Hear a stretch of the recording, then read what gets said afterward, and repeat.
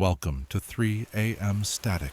In the dead of night, the static whispers. Turn off the lights, close your eyes, and let the darkness guide you. Tell us where and when you're listening, because at 3 a.m., you're never truly alone. Story 1. The Haunted Bridge. The rusted metal groaned under their weight, a mournful sound that echoed across the chasm. Beneath their feet, the wooden planks creaked and swayed precariously, threatening to send them plummeting into the inky blackness of the ravine far below. The air hung heavy with the scent of damp earth and decaying wood, a chilling perfume that clung to their clothes and hair.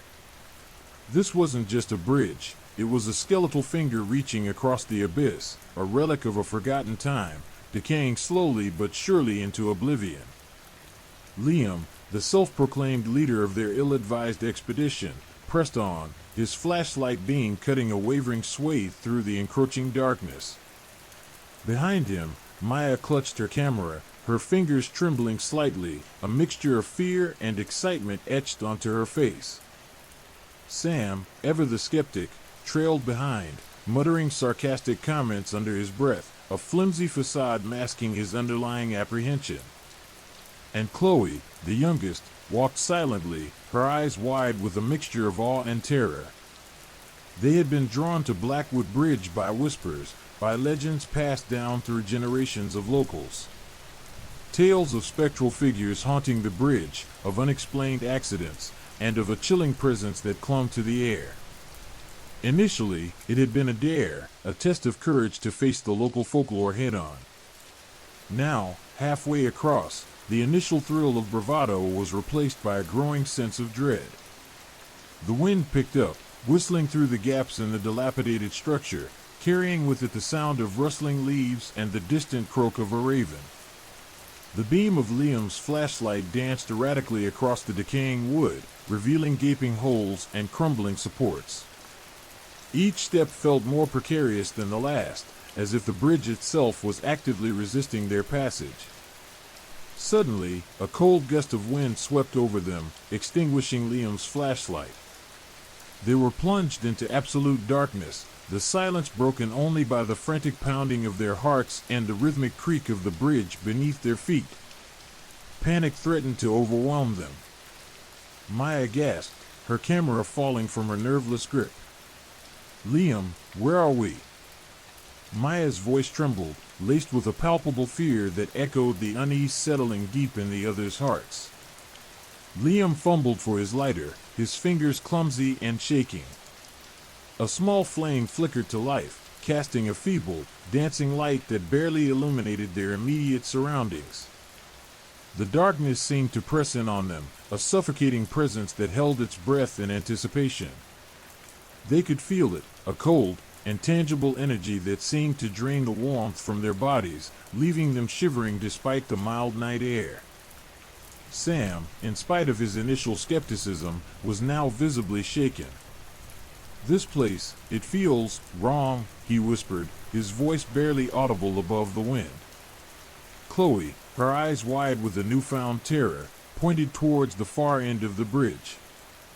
"Look," she breathed, her voice barely above a whisper. In the weak light of Liam's lighter, they could just make out the faintest shimmer in the air, a spectral figure seeming to materialize and then recede back into the obscurity beyond. It was too indistinct to make out any details, yet its presence was undeniable. A chill, far deeper than the winds, snaked down their spines. The air crackled with an unseen energy, a silent hum that vibrated through their very bones. Liam, trying to maintain a brave front, urged them forward. "We're almost there."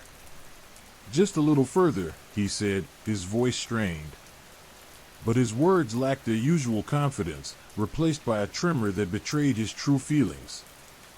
As they inched closer to the other side, the spectral figures seemed to multiply, their ethereal forms swirling around them in a macabre dance. The wind howled, the bridge groaned, and the feeling of being watched intensified, as if they were the focus of unseen eyes, cold and malevolent. The spectral forms seemed to coalesce, forming a shape, a vague and horrifying outline. They reached the opposite bank, collapsing onto the solid earth in a heap of relief, gasping for breath. The oppressive atmosphere seemed to dissipate once they were off the bridge, but the images of what they had seen remained, etched into their memories. The faint shimmer of the spectral figures lingered in their peripheral vision, and the chilling sense of unease persisted. They turned to look back at the bridge, and it seemed different from just moments before. The once dilapidated structure appeared more solid, almost imposing. The journey back felt strangely shorter, and the spectral figures, though still present, seemed to maintain a respectful distance. Yet the memories lingered, leaving an indelible mark upon their minds. The whispers had been true. Blackwood Bridge was, indeed, haunted. They were safe now, or so they thought. But the images, the sounds, and the chilling feeling of dread remained, a haunting reminder of their nightmarish journey across the bridge to nowhere. They tried to rationalize their experience, attributing the ghostly sightings to trickery of the light, the play of shadows in the fading twilight, or a collective hallucination brought on by fear and exhaustion. But deep down, they knew better. The bridge had a dark history, a sinister energy that permeated the air, leaving its mark upon all who dared to cross. Days turned into weeks, and the experience gradually faded from their conscious thoughts. Yet, the subconscious memory lingered, surfacing in dreams and fleeting moments of quiet introspection. The bridge remained etched in their minds, a chilling reminder of the darkness that lurked just beyond the veil of reality. They were changed, irreversibly marked by their encounter with the supernatural. The whispers of Blackwood Bridge had reached them, and they would never truly forget. And then came the nightmares. Each member of the group, independently, began to experience vivid and terrifying dreams. Liam dreamt of being trapped on the bridge, the spectral figures closing in, their icy touch freezing his soul.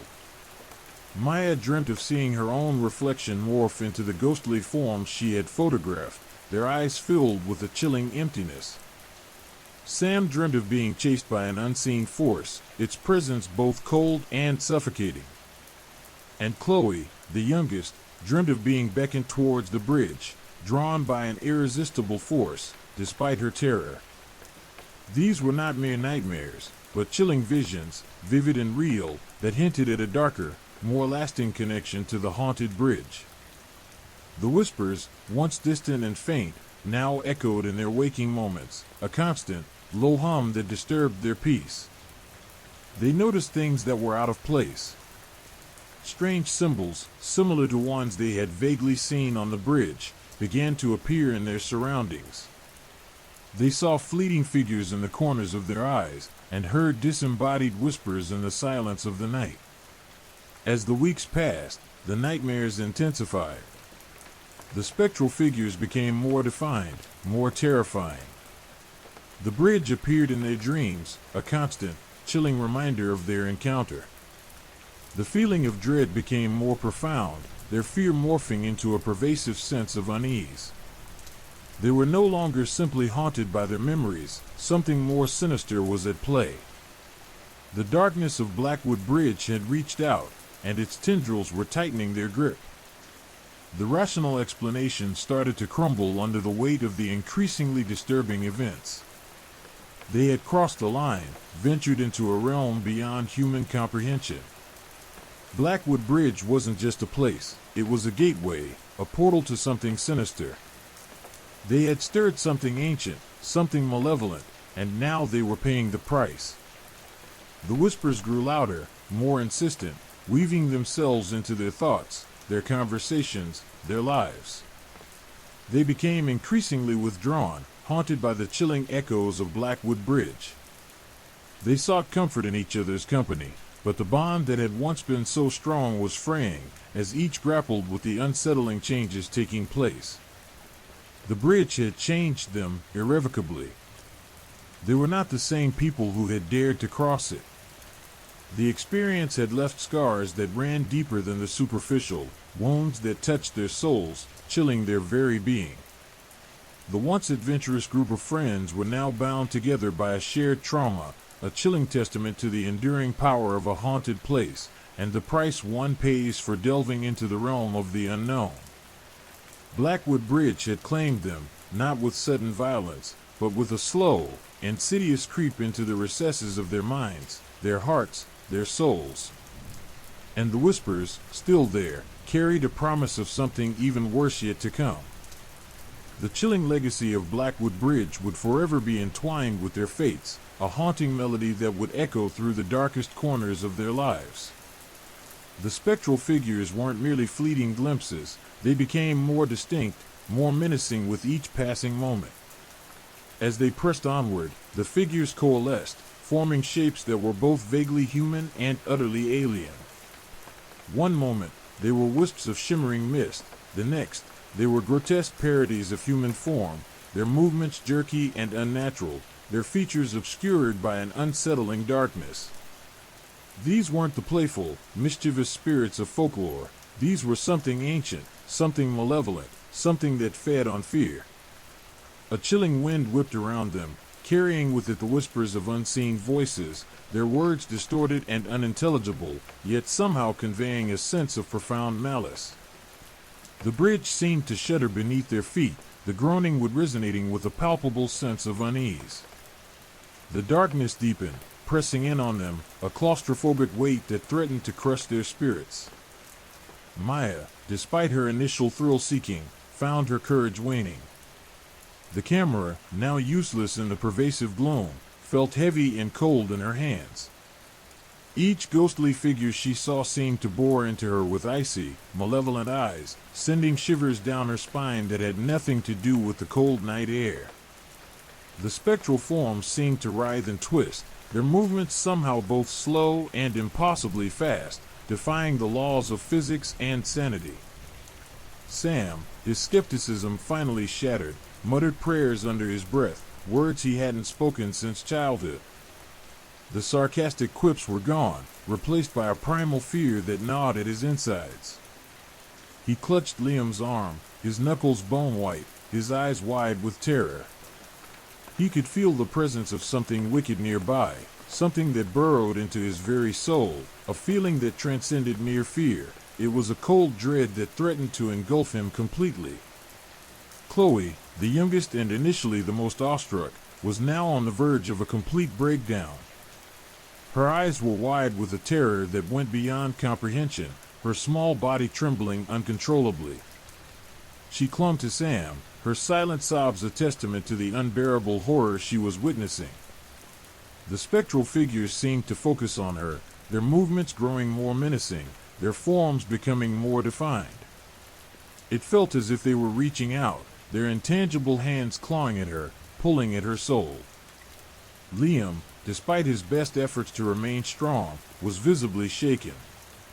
His attempts to project bravery were weak and unconvincing, his voice trembling as he urged them forward. His flashlight, even when it sputtered back to life, cast only a feeble glow, barely illuminating the immediate surroundings, and the darkness beyond seemed to press in even more strongly. He stumbled, nearly falling, the fear in his eyes mirroring the terror of his companions. He felt the weight of their lives, and the chilling weight of the unknown, resting on his shoulders. The air grew thick with an almost palpable dread. They could feel the spectral figures moving around them, their icy breath a chilling caress on their skin.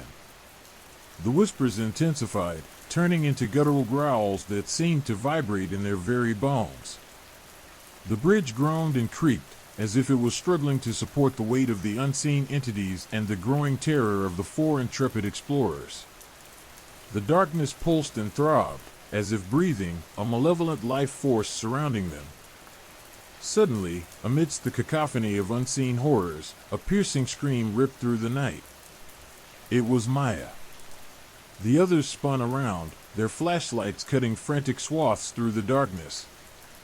They saw her, a figure silhouetted against the distant lights of the town, running with a speed they never thought possible, stumbling and falling as she ran.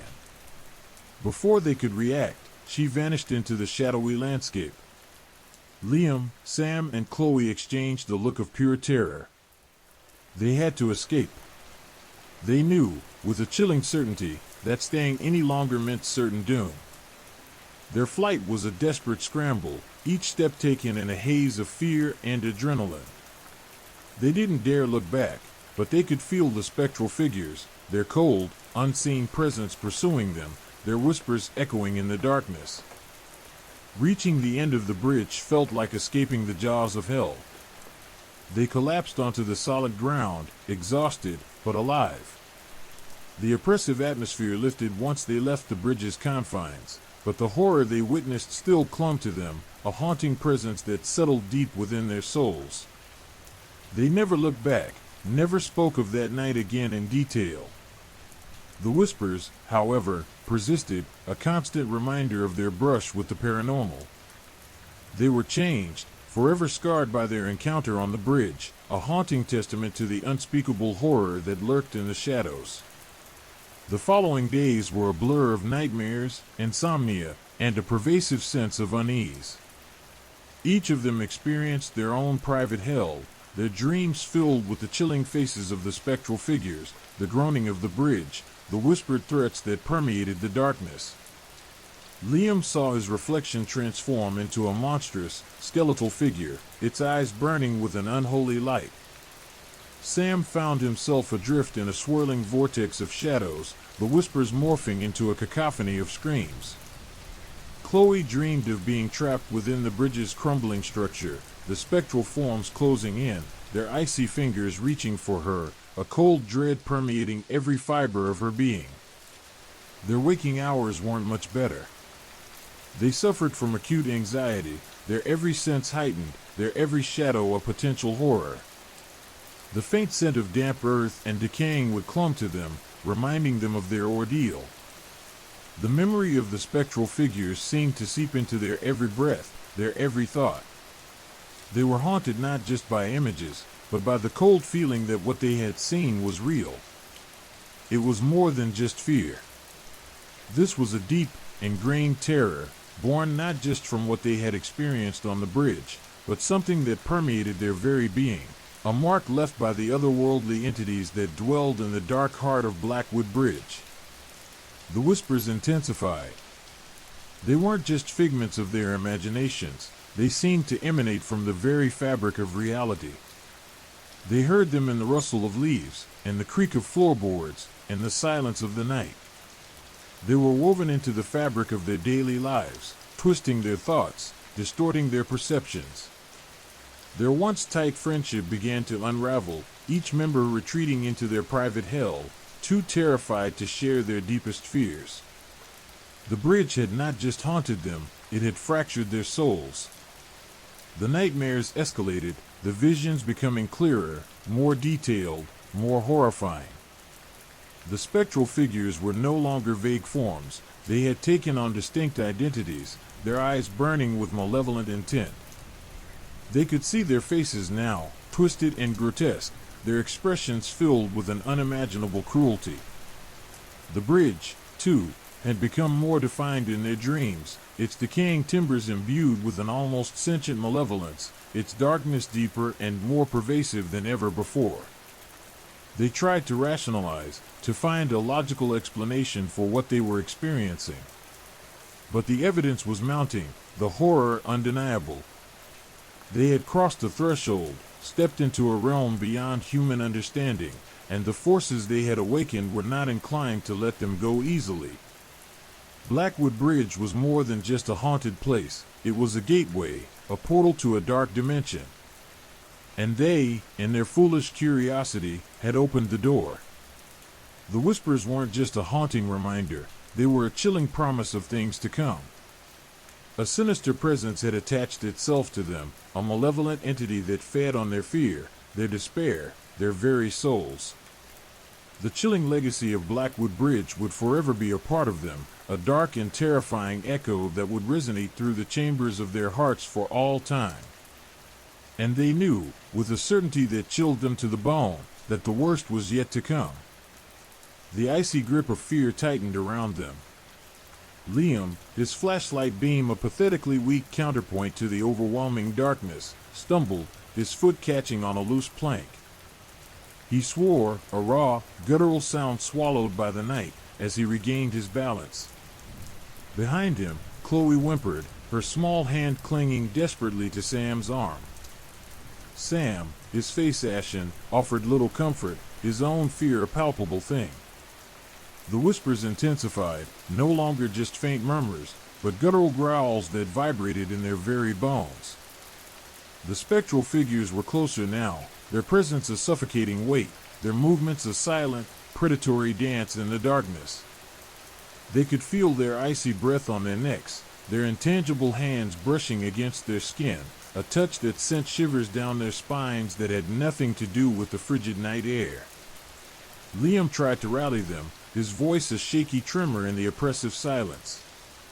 "Keep moving," he urged, his words barely audible above the howling wind and the menacing whispers. But his courage was flagging, the relentless pursuit, the palpable sense of dread, was wearing him down. The bridge seemed to groan under the weight of the unseen, its ancient timbers creaking in protest. Each step felt like an eternity, each creak of what a potential harbinger of doom. The darkness pulsed, a living thing, its heart beating in rhythm with their fear. They pressed on, their pace frantic, fueled by adrenaline and a desperate need to escape the clutches of whatever malevolent entity pursued them. Suddenly, a horrifying shriek pierced the night, echoing across the desolate landscape. It was Chloe. Liam, Sam, and Chloe spun around, their flashlights cutting desperate swathes through the gloom, desperately searching for the source of the sound. They saw her, a fleeting silhouette against the distant lights of the town, running with a speed that defied logic, her form almost translucent in the darkness. She was pursued by a figure, a monstrous entity, its form vaguely human but distorted, horrifyingly elongated, its limbs like twisted branches. The sight stole the breath from their lungs, freezing them in terror. Liam watched, paralyzed with horror, as the monstrous figure closed in on Chloe. He wanted to call out to her, to offer help, but the sound died in his throat. He was trapped, frozen by the sheer terror of the moment. Sam reached for Chloe, but his arm fell limp as he understood the futility of the gesture. The distance was too great, the entity too swift. Chloe's scream faded into the night, swallowed by the unrelenting darkness, replaced by a chilling silence that was more terrifying than any sound. The monstrous figure paused, then turned towards Liam, Sam, and Chloe, a malevolent presence that seemed to devour the very air around them. It was a nightmarish, grotesque parody of a human, its skin a patchwork of decaying flesh and shadows, its eyes burning with an unholy light. Panic clawed at Liam's throat. He had to act, he had to do something. He fumbled for his phone, attempting to call for help, but the signal was weak, sporadic, eventually lost entirely to the thick darkness that shrouded the bridge. Despair threatened to overwhelm him. He was trapped, surrounded by the spectral horrors of Blackwood Bridge, their icy grasp tightening around him. Sam, his face contorted with a primal scream of terror, pulled Liam along, urging him forward. They ran blindly, stumbling over the uneven planks of the bridge, their flashlights casting dancing shadows that seemed to take on grotesque forms in the periphery of their vision. The whispers were closer, stronger, their malevolent intent clearer now. They were being hunted. Every creak and groan of the bridge sounded like a death knell. Every gust of wind seemed to carry the chilling whispers closer, the growls intensified, forming a monstrous chorus of unholy sounds. They ran as if their lives depended on it, because they knew, with a chilling certainty, that they did. The monstrous figure was still behind them, its presence an oppressive weight, its pursuit relentless. They ran towards the lights, towards the promise of safety, fueled by an adrenaline-fueled panic that pushed them beyond their limits. The monstrous figure was gaining on them, its shadowy form looming closer with each desperate step. Liam felt a searing pain in his leg as he stumbled, falling hard against the splintering wood. He gasped, the air escaping his lungs in ragged breaths. Sam reached for Liam's hand, pulling him to his feet. They ran again, their movements clumsy and desperate. They could feel the presence of the monstrous entity behind them, its icy breath on their necks. Its shadowy form stretched and twisted, defying the laws of physics and reason, a macabre ballet of terror. Finally, they reached the end of the bridge. They stumbled onto the solid ground, collapsing in exhaustion, gasping for breath. The oppressive atmosphere that had clung to them on the bridge lifted, replaced by a sudden, unsettling silence. They were safe, or at least, they were no longer hunted on that haunted, terrifying expanse. But the memory of that chase, the relentless pursuit by the monstrous entity, the icy grip of terror, would remain, forever etched in their minds. The silence that followed was deafening, broken only by their ragged breathing and the pounding of their hearts. The escape had been narrow, desperate, a harrowing race against an unseen horror that had pushed them to the brink of sanity and beyond. The horror they had witnessed wasn't just visual, it had burrowed into their souls, leaving an indelible mark on their hearts. As the first rays of dawn painted the sky, they looked back at the bridge, its shadowy form silhouetted against the light. It seemed to stand there, ancient and silent, a testament to the horrors it had witnessed and the dark entities it still harbored. They knew they could never truly escape Blackwood Bridge. Its malevolent presence was a part of them, a haunting reminder of their encounter with the unspeakable, a chilling testament to the darkness that lurked just beyond the veil of reality. The experience had irrevocably changed them. Their friendship, once strong and unwavering, was fractured, strained by the shared trauma and the individual nightmares each carried within. They had faced the horrors of Blackwood Bridge and lived to tell the tale, but the chilling echo of that night, the whispers and growls that permeated the darkness, would continue to haunt their waking moments and plague their dreams. They were forever bound to the bridge, its darkness a part of their being, an inescapable consequence of their ill-fated exploration. Days bled into weeks, and the weeks into months, but the memories lingered. The nightmares returned, even more vivid, more horrifying, the spectral figures no longer fleeting glimpses, but distinct entities with chillingly clear faces and malicious intents. The bridge haunted their every waking thought, its groaning timbers and malevolent shadows forever imprinted on their minds.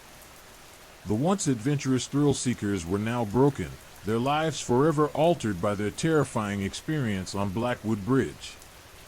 The whispers persisted, a constant reminder of the horrors they had faced, a chilling promise of a future shadowed by the unspeakable terror they had encountered. The darkness had claimed a part of them, and they were left to grapple with the chilling legacy of Blackwood Bridge, an inescapable part of their shared history.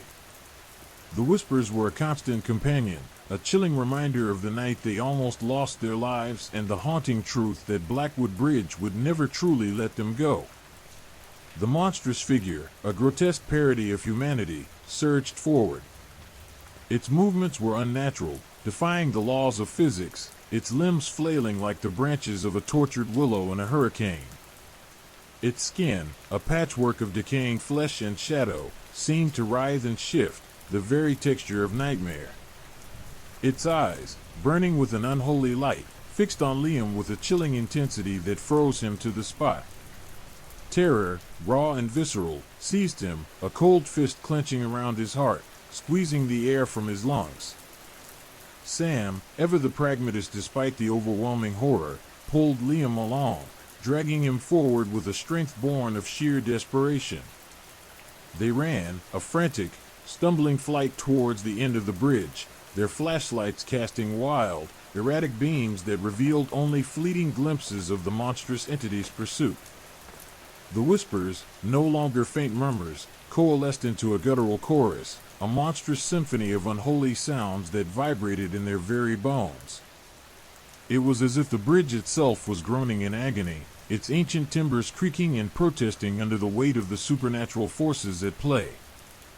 Liam's leg screamed in protest, the pain a searing white-hot agony that threatened to bring him to his knees.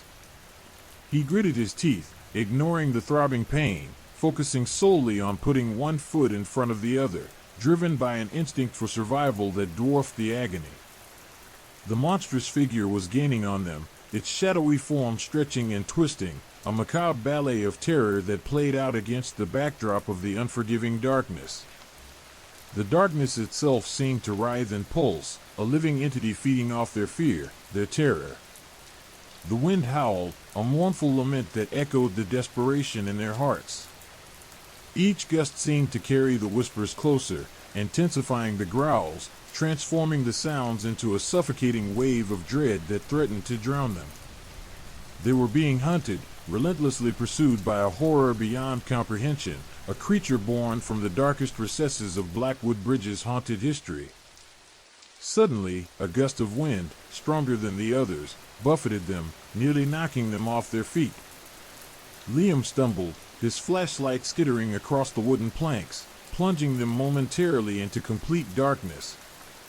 In that brief, terrifying instant, he felt the icy breath of the monstrous entity on his neck, its touch like the chilling caress of death itself. He could almost feel the entity's distorted face pressed against his cheek. The stench of decay and death hit him with the impact of a physical blow. He scrambled to his feet, his heart pounding a frantic rhythm against his ribs. He regained his footing, finding his flashlight, its beam cutting a trembling line through the darkness.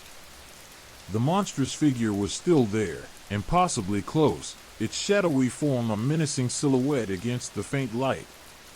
Its eyes, burning with malevolent intensity, seemed to pierce through the darkness, boring into Liam's soul. They reached the end of the bridge, collapsing onto the solid ground, their lungs burning, their bodies trembling with exhaustion. The oppressive atmosphere that had clung to them on the bridge seemed to dissipate, replaced by a sudden, unsettling silence that was almost more terrifying than the sounds that had preceded it. They lay there for a long time, gasping for breath, listening to the rhythmic pounding of their own hearts. The silence was broken only by their ragged breathing and the occasional groan of the bridge, its sounds fading into the distance as if retreating back into its shadowed depths. They were safe, or at least, they were no longer trapped within its malevolent embrace. But the horror had left its mark, etching its chilling presence onto their souls. As the first rays of dawn painted the sky, painting the world in hues of gray and orange, they stood, looking back at Blackwood Bridge. It stood there, a stark silhouette against the light, an ancient, malevolent sentinel guarding the secrets it had witnessed over countless years. The bridge appeared unchanged, yet they knew that they would never see it in the same light. They were forever altered, marked by the terrifying chase, the chilling confrontation, and the oppressive horror they had experienced. The memories would forever haunt them, forever casting long shadows over their lives. The whispers would linger, a chilling reminder of the darkness they had faced, the entity that had pursued them with such relentless malevolence. The bridge, once a symbol of adventure and exploration, now represented a symbol of terror, of a night they would never forget. The events of that night would weave themselves into the fabric of their lives, forever intertwining their destinies with the haunted bridge and its spectral inhabitants. The chase had changed them, leaving them shattered and broken. Their friendship, tested to its limits, emerged from the ordeal scarred and fragile. The trauma was shared, yet felt uniquely by each individual, isolating them in the aftermath. Their individual nightmares would be their private burdens, nightmares reflecting the horror of the chase and the malevolent presence that had hunted them over the bridge. The ordeal had stripped them bare, leaving them vulnerable and exposed. The joy and excitement they had previously associated with adventures would forever be tainted. They would never again approach darkness with the same carefree spirit. The chilling memories would forever serve as a potent reminder of their vulnerability, of the ever-present darkness that lurked beyond the veil of reality, waiting for an opportunity to ensnare the unsuspecting. The bridge and its ghastly inhabitants would forever remain etched in their memories, a chilling testament to the power of darkness, the haunting whispers of Blackwood Bridge a constant companion, a relentless reminder of their harrowing encounter with the unspeakable horrors of the supernatural. Days turned into weeks, and weeks into months, but the nightmares persisted, growing more vivid, more terrifying. The spectral figures, once fleeting glimpses in the darkness, now haunted their waking thoughts and their dreams with chilling clarity. Their faces, once obscured by shadows, became horrifyingly clear, their malevolent intentions palpable. They were no longer just a faint presence on the edges of their vision, they were fully formed entities, and they had names now whispered in the darkness, revealed in moments of terrifying clarity that struck even when the sun was high in the sky. They knew that the darkness would never truly let them go. The bridge had claimed a piece of them, weaving its malevolent presence into the fabric of their being.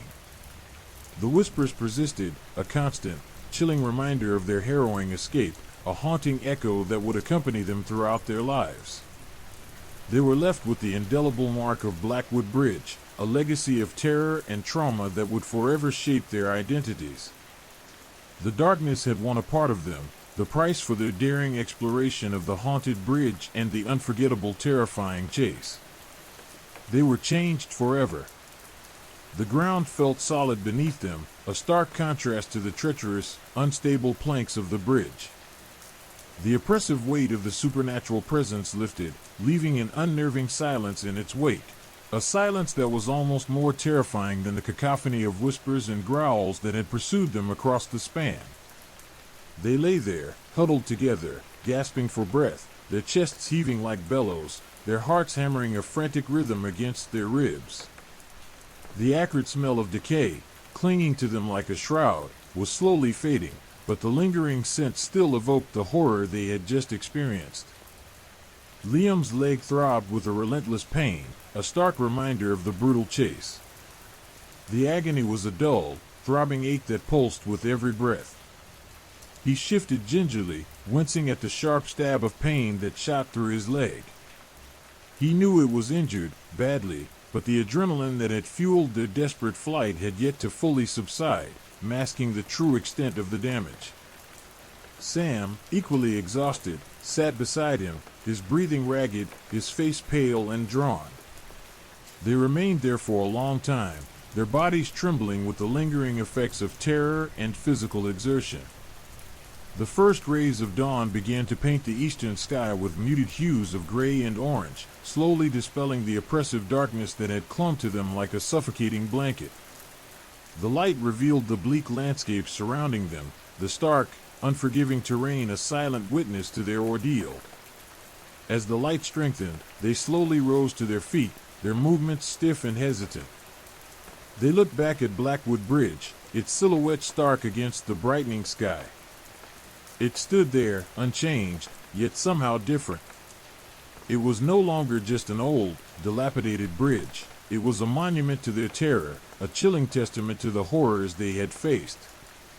Its wooden planks, warped and decaying, seemed to writhe in the faint light, their shadows twisting into grotesque parodies of the monstrous entity that had pursued them. The bridge seemed to pulse with a malevolent energy, a silent sentinel guarding its dark secrets. The silence that had followed their escape was gradually broken by the sounds of nature, the chirping of birds, the rustling of leaves, the distant murmur of the wind.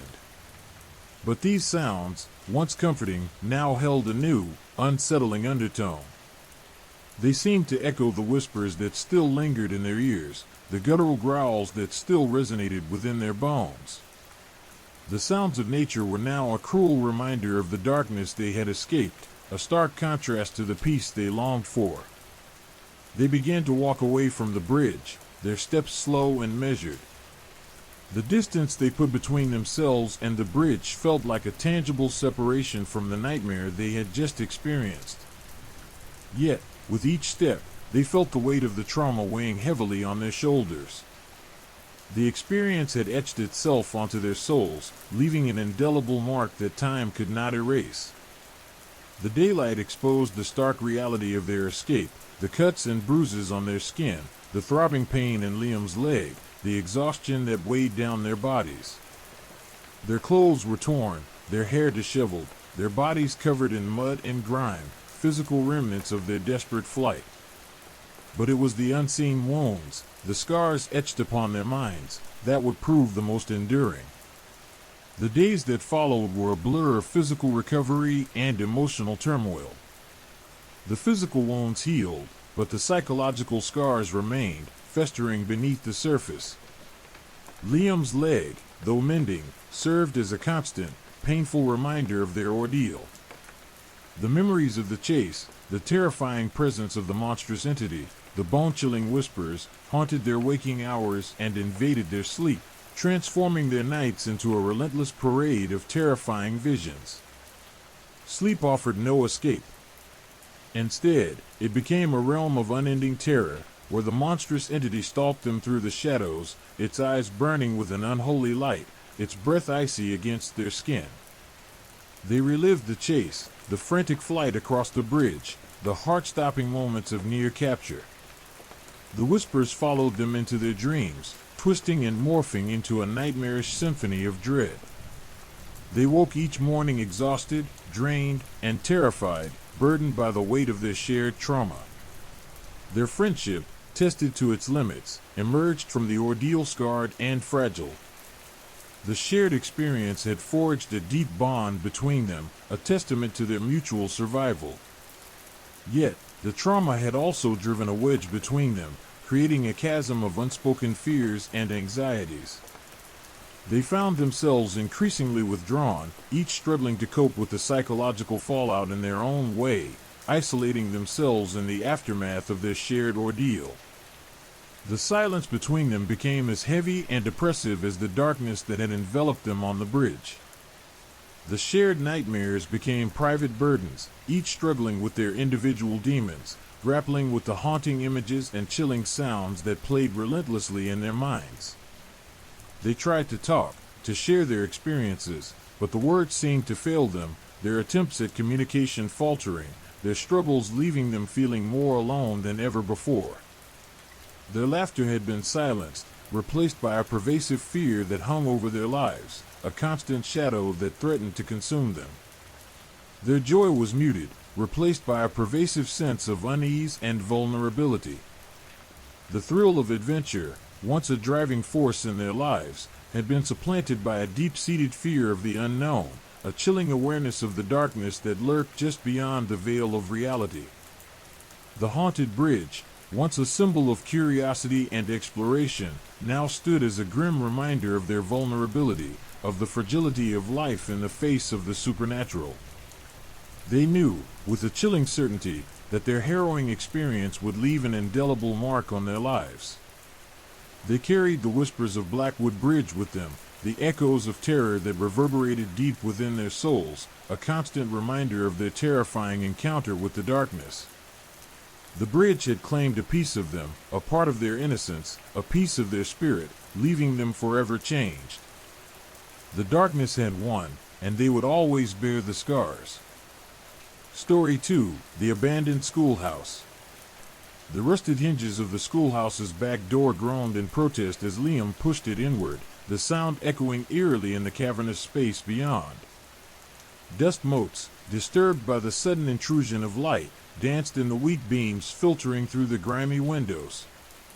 A thick layer of dust coated everything, desks, chairs, even the crumbling remains of what was once a blackboard. The air hung heavy with the scent of decay, a pungent mix of damp wood, mildew, and something else, something indefinably sinister. A chill, far colder than the autumn air outside, snaked down their spines. Sam, ever the pragmatist, shone his flashlight around the room. "Looks like it's been abandoned for decades," he observed, his voice barely a whisper, as if afraid to break the oppressive silence. His words were met only by the faint creak of settling timbers. The room was largely empty, save for the decaying furniture and the unsettling stillness that seemed to press in on them from all sides. The shadows seemed deeper, more menacing here, than anywhere else they had ever been. Chloe, ever the skeptic, shivered. It's just an old building, guys. Spooky, sure, but nothing to be actually afraid of. Her bravado, however, lacked conviction. Even her voice betrayed a tremor that belied her attempted nonchalance. Her words hung in the air, unanswered, as if the very building itself was holding its breath, waiting. The schoolhouse, they had learned from local lore, had a reputation far more sinister than simply being abandoned. Whispers of unexplained occurrences, strange noises, and unsettling visions had circulated for generations among the residents of the small, isolated town. Some spoke of a tragic accident, a fire that had claimed the lives of students and teachers, their screams echoing through the night for eternity. Others spoke of darker forces, of malevolent entities that had chosen this place as their lair. Liam, already shaken by his recent ordeal on Blackwood Bridge, felt a prickling unease that went far beyond simple apprehension. They moved deeper into the schoolhouse, each step accompanied by the ominous creak of floorboards and the occasional rustle of unseen things in the corners of the room. The decaying structure seemed to breathe around them, the shadows shifting and swirling like living entities.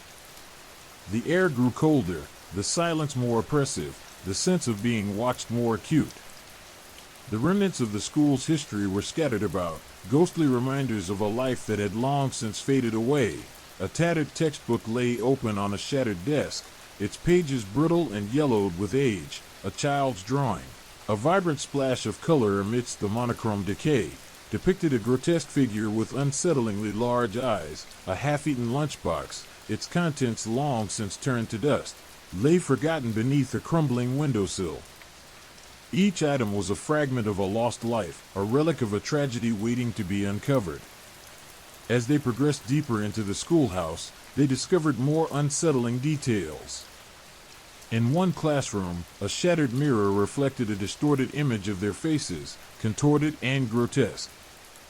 In another, a collection of old photographs lay scattered on the floor, their images blurred and faded, yet somehow holding a disturbing familiarity, as if they were staring back at them. In the principal's office, a diary lay open, its pages filled with frantic, almost incoherent scribblings about a growing darkness, the presence of unseen eyes, and a looming, unavoidable terror. The handwriting, scrawled in a shaky hand, seemed to tremble with the fear it described. It spoke of a pervasive sense of dread, of strange whispers echoing through the night, and of an overwhelming feeling of being watched, followed, trapped. The final entry was barely legible, a frantic scrawl that ended abruptly, leaving a chilling sense of incompletion, a silent scream caught in the act of being written. Liam felt a profound sadness, the weight of unspoken fear and isolation emanating from the past. They ventured into the hallways, the darkness pressing in on them from all sides. The shadows danced and writhed, the air growing colder, the silence more profound. The faint scent of decay was now overpowering, laced with something more ominous, something acrid and metallic, that caused their throats to tighten and their breathing to become shallow. They pressed onward, their flashlights cutting through the oppressive darkness, revealing more glimpses into the schoolhouse's macabre history. They discovered a small, neglected auditorium, its stage shrouded in darkness. As they ventured onto the stage, a cold draft swept through the room, raising the hairs on their arms. A single spotlight, miraculously still functioning, illuminated a tattered curtain, its surface stained with what looked suspiciously like blood. The sight sent shivers down their spines, prompting a sense of urgency to leave.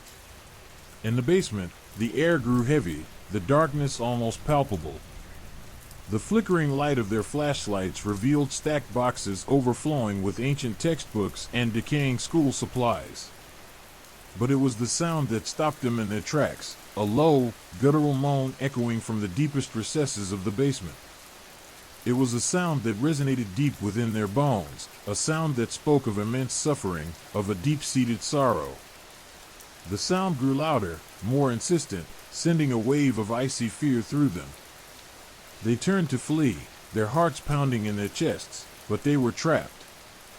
The heavy wooden door leading back upstairs had slammed shut, the sound echoing through the basement like a death knell. They were alone, trapped in the darkness, with the low, guttural moan growing closer, seeming to emanate from everywhere and nowhere at once. The darkness pulsed, alive with an unknown and terrifying energy, and the silence felt far more deafening than any sound ever could have been. Panic swelled within them, a primal fear threatening to overwhelm them. The air itself seemed to vibrate with a sinister energy, a malevolent force that pressed upon them, suffocating them, threatening to consume them. The temperature plummeted, and the moan grew closer, morphing into a chorus of whispers, chilling murmurs that seemed to penetrate their very souls. They clung together, their fear a palpable entity that bound them together in a desperate, futile attempt to find solace in numbers. Suddenly, a cold gust of wind whipped through the basement, extinguishing their flashlights and plunging them into absolute darkness. A chorus of whispers surrounded them, growing louder, more insistent, a cacophony of voices that threatened to shatter their minds. The whispers seemed to shape themselves into words, dark pronouncements that spoke of their impending doom, their imminent demise. A blood-curdling scream tore through the silence, followed by a series of guttural growls and bone-chilling shrieks. The chaos reached a fever pitch, then silence fell once more, the silence heavier, more ominous than before. They remained huddled together, their bodies trembling with fear, their breath held captive in their chests, their hearts hammering against their ribs. They were paralyzed by terror, unable to move, unable to speak, unable to escape the suffocating dread that enveloped them. The schoolhouse, once a mere abandoned building, had become a living entity, a malevolent presence that had claimed them as its prisoners, its playthings. The darkness held them captive, and they could only wait, helplessly, for whatever horrors it held in store.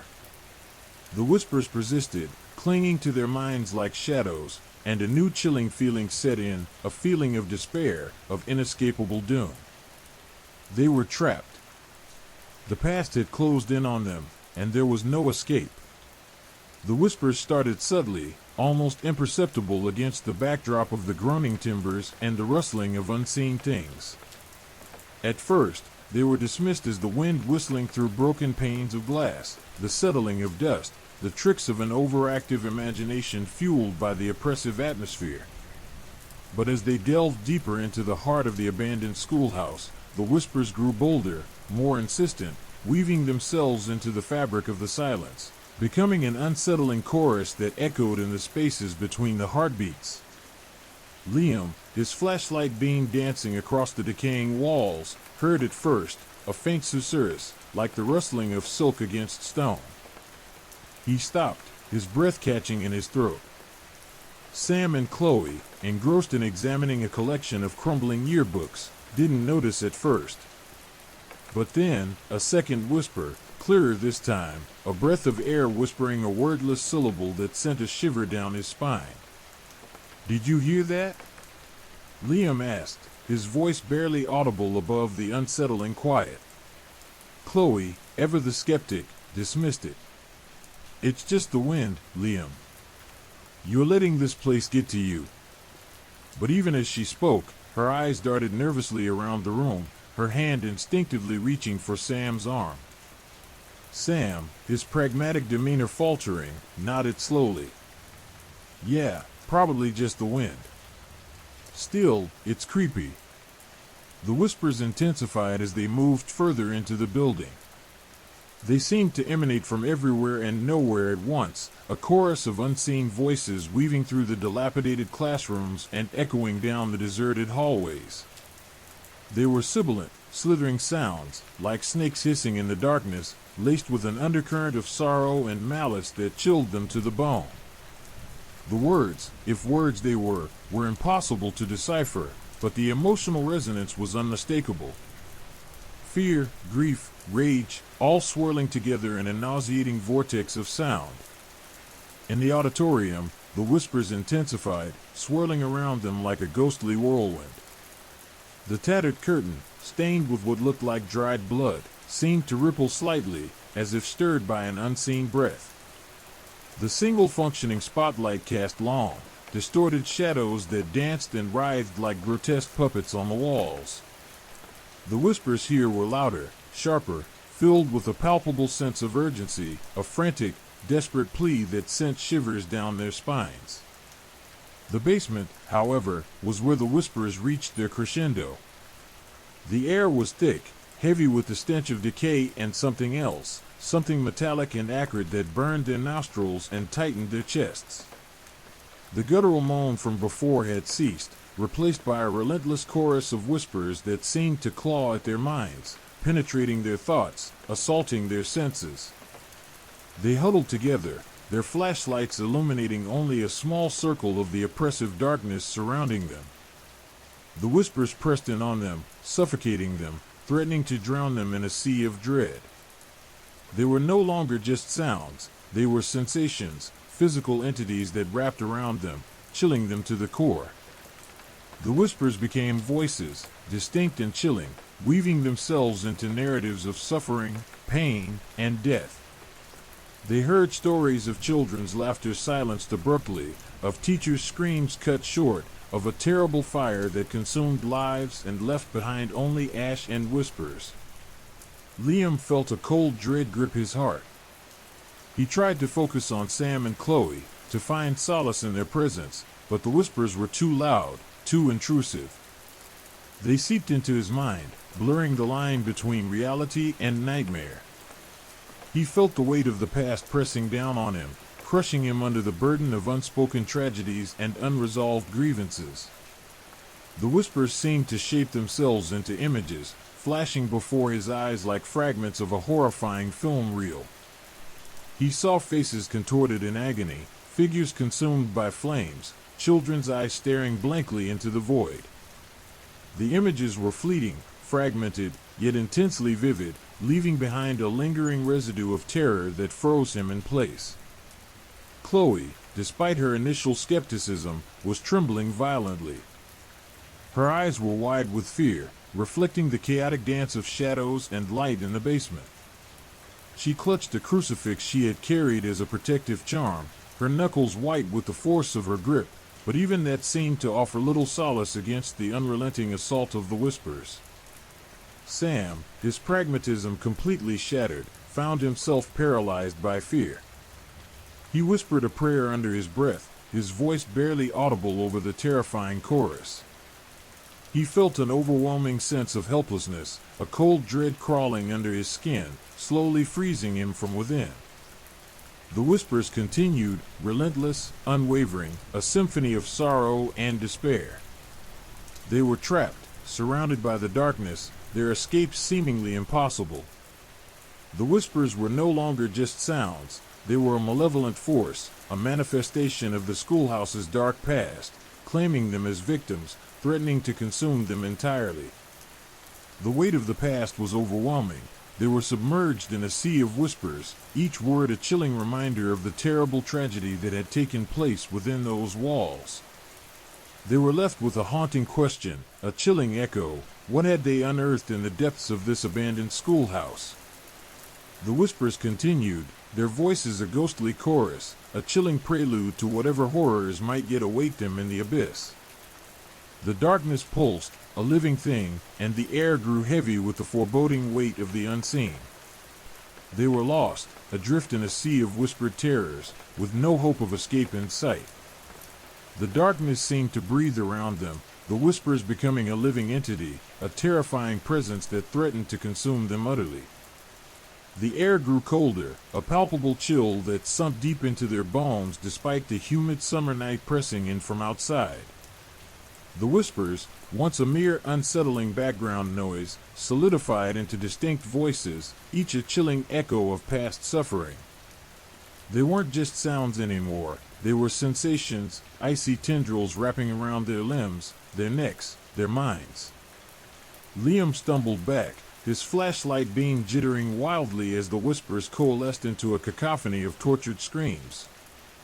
A spectral figure materialized in the flickering light, a woman, her face obscured by shadows but her form undeniably human, yet utterly transparent. Her tattered dress hung loosely, revealing glimpses of charred flesh beneath, and her eyes, hollow sockets devoid of light, seemed to bore into Liam's soul. She moved with an unnatural fluidity, gliding through the dilapidated walls as if they were mere mist. Her silent scream, a horrific rippling distortion of the air itself, was far more terrifying than any auditory shriek could ever be. Chloe screamed, a shrill cry that was instantly swallowed by the cacophony of the whispers. Sam, his eyes wide with terror, fumbled for his phone, his fingers clumsy and shaking. The crucifix she clutched felt cold and useless in her trembling hand, its supposed protection offering no solace against this malevolent presence.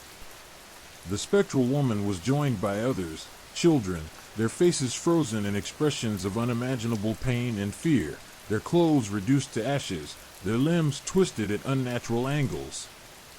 They moved in a silent dance of agony, their spectral forms flickering like dying flames in the suffocating darkness.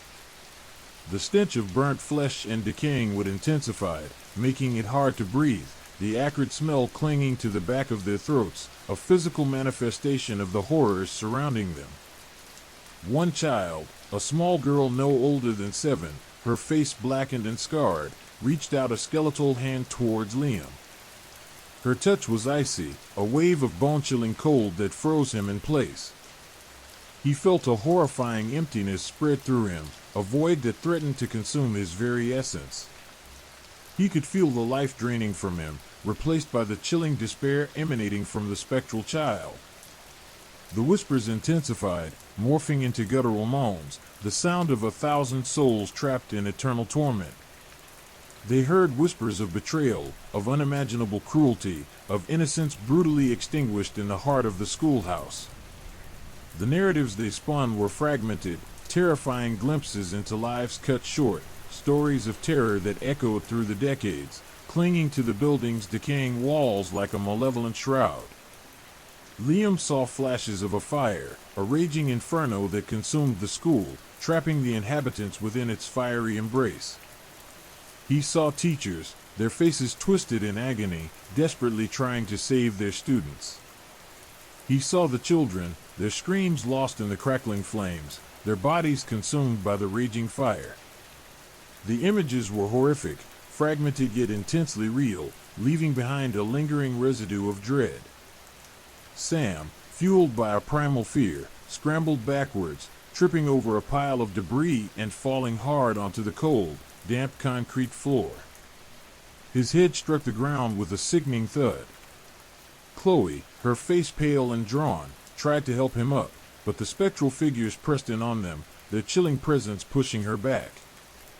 Liam felt a surge of adrenaline, a desperate need to escape.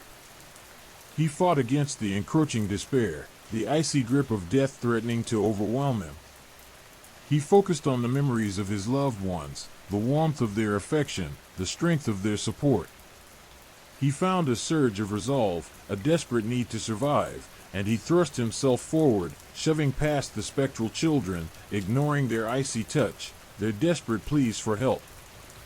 The whispers followed them, their voices a chilling chorus, echoing down the hallway, clinging to their heels like the shadows of their deepest fears. They ran blindly through the darkness, stumbling over broken furniture and piles of decaying books, their senses overwhelmed by the stench of death and the suffocating pressure of the supernatural presence. They stumbled out into the pale moonlight, collapsing onto the grass outside, gasping for breath, their bodies trembling uncontrollably. The whispers seemed to fade slightly as they moved away from the schoolhouse, but the images, the sensations, the horror, clung to them still, a haunting reminder of the malevolent spirits trapped within those decaying walls. The escape was a blur, a frantic dash fueled by adrenaline and terror. They didn't look back. They didn't dare to, knowing that the slightest hesitation might allow the whispers to reclaim them, dragging them back into the depths of the abandoned schoolhouse, to an eternity of supernatural terror. The chilling weight of what they had witnessed pressed down on them, a heavy blanket of fear that promised sleepless nights and a permanent shadow over their memories. The whispers would haunt them forever, a reminder of the horrors they had uncovered and the narrow escape from the abyss of supernatural terror. As they drove away, looking back at the silent, ominous structure that stood stark against the night sky, they knew that the abandoned schoolhouse would forever hold its dark secret, its walls whispering tales of tragedy and despair to the night wind. The memory of the spectral figures, the chilling touch, the suffocating whispers, would remain with them, a haunting reminder of the night they faced the malevolent spirits of the abandoned schoolhouse and barely escaped with their lives. The experience had etched itself permanently into their being, a testament to the chilling reality of supernatural horror. The lingering sensation of cold, the persistent taste of ash and fear, became a constant companion, a chilling reminder of their encounter with the schoolhouse's horrific past and the darkness that dwelled within. The whispers, though fainter now, still echoed in their minds, a sinister lullaby of forgotten tragedies and unanswered prayers, leaving them eternally changed by the night's ordeal. The chilling experience became a scar, a mark of their brush with the truly terrible, a constant reminder of the unseen world, and the supernatural terrors that lie lurking just beneath the surface of the mundane. The silence of the road held a new, unsettling resonance, the hum of the engine a desperate counterpoint to the whispers that still haunted their minds. They had escaped, but a part of them remained forever trapped within those decaying walls, bound by the horrific tales whispered by the ghosts of the abandoned schoolhouse. The spectral figures pressed closer, their icy breath a tangible presence against Liam's skin. He felt a surge of primal fear, a cold dread that threatened to paralyze him, but the memory of Chloe's terrified face spurred him into action. He couldn't leave her, not here, not like this. He had to fight. He swung wildly, his fist connecting with nothing but air, the spectral forms phasing through his attack with unnerving ease. Yet, the impact, or rather, the lack of it, seemed to momentarily disorient them, causing a brief lapse in their relentless advance. He saw an opportunity, a fleeting sliver of hope in the chaos. He lunged, grabbing Chloe's arm, pulling her toward the relative safety of the crumbling doorway they had used to enter. Sam, still dazed on the ground, let out a low moan. Chloe, her eyes wide with terror, tried to help him up, but the spirits surged forward, their movements accelerating, their forms coalescing into a swirling vortex of ghostly energy. It was a maelstrom of pain and despair, a suffocating presence that threatened to consume them whole. Liam, fueled by adrenaline and a desperate need to survive, hauled Sam to his feet. He was heavier than he seemed, his limp body a dead weight in Liam's arms. The spectral figures surged towards them again, but Liam found a strange, almost superhuman strength. He pushed, shoving Sam toward the doorway while simultaneously kicking out, aiming for the spectral girl he recognized from earlier, the one who had touched him with such bone-chilling cold. His foot connected, or so it seemed. The girl shimmered, and the impact resulted in little more than a ripple in the spectral energy. Yet, the effect was enough. It disrupted their advance, if only for a heart-stopping few seconds. He dragged Sam and Chloe towards the entrance, pushing them ahead of him, using his body as a shield against the encroaching darkness. The whispers intensified, morphing into a chorus of tortured screams, amplified by the echoing chambers of the decaying schoolhouse. They were surrounded, trapped in a horrifying dance of death with unseen adversaries. Every step was a struggle, every breath a desperate gasp against the pressure of their spectral pursuers. As they neared the doorway, a spectral hand, cold as glacial ice, snaked out, grabbing Chloe's hair. She screamed, a piercing shriek lost in the cacophony of the supernatural assault. Liam felt a surge of rage, a primal instinct to protect. He turned, striking out blindly at the hand with a strength he didn't know he possessed. His knuckles connected with something solid, yet intangible, a strange resistance that sent shockwaves up his arm. The hand retreated, momentarily stunned, allowing them to scramble through the doorway and into the relative safety of the night. But the spirits didn't give up. They followed, their spectral forms flickering at the threshold, their icy breath a chilling reminder of their proximity.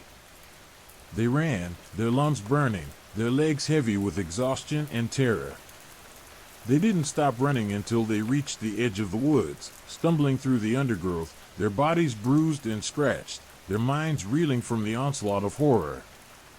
They collapsed in a heap at the edge of the clearing, gasping for air, their hearts pounding like frantic drums against their ribs. The whispers followed them, though fainter now, a chilling reminder of the horrors they had faced. They could feel the icy touch of the spirits on the back of their necks, their presence lingering in the air like a shroud of despair. As the first light of dawn touched the horizon, painting the sky in hues of pale gray and bruised purple, they finally felt the icy grip of terror begin to loosen its hold. The whispers faded, replaced by the rustling of leaves and the chirping of birds, a fragile symphony of normalcy that offered a glimmer of solace in the aftermath of their ordeal. They were safe, for now. But the experience had left an indelible mark on their souls, a chilling reminder of the darkness that lurks just beneath the surface of the mundane world. The memory of the spectral figures, their icy touch, the suffocating whispers, would forever remain with them, a haunting legacy of the night they fought for their lives in the abandoned schoolhouse. The journey home was a silent one, broken only by the occasional shuddering breath or the involuntary jump at a sudden noise. The memories of the night played on a loop in their minds, each detail as sharp and terrifying as if they had just happened. The image of the burning schoolhouse, the screams of the trapped children, the cold, empty sockets of the spectral woman, these images burned themselves into their retinas, permanently altering their perception of the world. The weeks that followed were a blur of sleepless nights, haunted dreams, and an overwhelming sense of unease. The slightest noise, the shadow of a tree, the flicker of a candle flame, all brought back the horrors they had faced. Therapy became a necessity, not a luxury. They learned to cope, to process the trauma, but the memories, though dulled by time, continued to haunt them. Liam, Chloe, and Sam never forgot their harrowing experience. They never spoke about it in detail again. The memory of their fight for survival in the abandoned schoolhouse remained a silent pact between them, a shared secret that bound them together as they moved forward, forever changed by their encounter with the unspeakable horrors that lurked within those decaying walls. The whispers, though silenced in the daylight, echoed softly in the quiet corners of their minds, a constant, chilling reminder of their brush with death. They carried the weight of their experience, a silent burden that would remain with them, a testament to the fragility of life and the enduring power of the unseen. The abandoned schoolhouse remained, a silent sentinel, forever guarding its dark secrets, its whispers carried on the wind, a chilling testament to a battle fought and narrowly won. Their story became a whispered legend among their friends, a chilling reminder that sometimes the most terrifying things are hidden in plain sight, veiled only by the fragile fabric of reality, waiting to shatter the illusion of safety and reveal the horrors that lie just beneath the surface. The splintered wood of the doorway scraped against Liam's skin as he dragged Sam through the threshold, Chloe close behind, a whimpering sound escaping her lips. The spectral figures, their forms flickering like dying embers, pressed against them, their icy breath a chilling caress on their necks. The air itself seemed to crackle with malevolent energy, a tangible weight pressing down on them as they stumbled into the relative safety of the night. They didn't dare look back. The screams of the unseen entities, a chorus of tormented souls, echoed behind them, a horrifying soundtrack to their desperate flight. The darkness of the woods offered little solace, every shadow seemed to writhe with movement, every rustle of leaves a potential threat. Liam, fueled by adrenaline and the sheer terror of the moment, pushed forward, his arms aching, his lungs burning, the weight of his unconscious friend a crushing burden. Chloe, surprisingly strong in her fear, kept pace, her small hands gripping Liam's arm with surprising strength. The only sound besides their ragged breathing was the frantic thudding of their hearts, a frantic rhythm against the symphony of terror. They ran blindly, pushing through thickets of thorny bushes, their bodies bruised and bleeding, their clothes torn and muddy. The ground was uneven, treacherous underfoot, yet they pushed on, fueled by the primal instinct to survive, to escape the clutches of the spectral horrors that pursued them. The scent of damp earth and decaying leaves filled their nostrils, a stark contrast to the chilling, metallic tang of fear that clung to them like a shroud. The feeling of being watched persisted long after they left the immediate vicinity of the schoolhouse. Each snapping twig, each hooting owl, sent jolts of adrenaline through their systems. It wasn't until they reached the edge of the familiar town limits, the faint glow of streetlights painting the horizon, that they dared to slow their pace, collapsing in a heap on the soft verge of a grassy verge. Exhaustion crashed over them, a wave of bone-deep tiredness that threatened to pull them under. The first light of dawn found them huddled together, their bodies trembling, their minds racing. The silence, broken only by the distant sounds of the waking town, was almost as unsettling as the screams that had haunted them just hours before. The lingering chill in the air, even with the rising sun, felt like the lingering touch of the spectral figures. Sam stirred, groaning softly, his eyes fluttering open to reveal a world that seemed both familiar and strangely alien.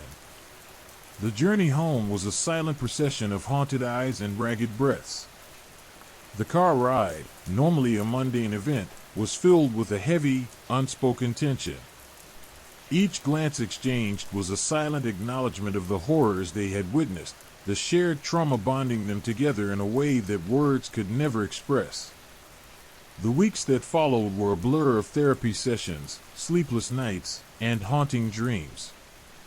The abandoned schoolhouse, once a place of childhood exploration, had become a symbol of fear, its image burned into their collective consciousness. Liam often found himself staring out the window, his gaze fixed on the empty space where the schoolhouse once stood, as if expecting to see spectral figures flitting among the trees. Chloe experienced recurring nightmares, filled with icy hands and chilling whispers.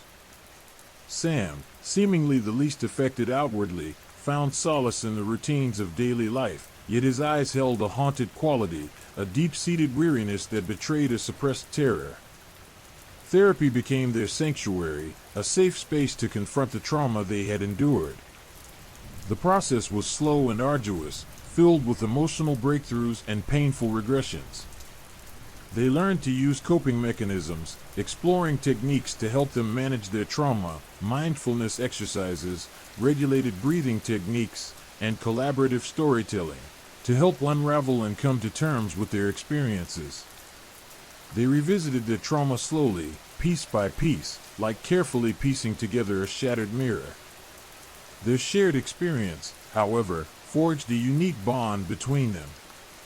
They found comfort in each other's company, a shared understanding that transcended words. Their silence became a language, a testament to the unspeakable horrors they had witnessed. They never revisited the abandoned schoolhouse, and the memory of that night became a shared secret, a silent promise to never again venture into the darkness that lay just beneath the surface of the everyday world.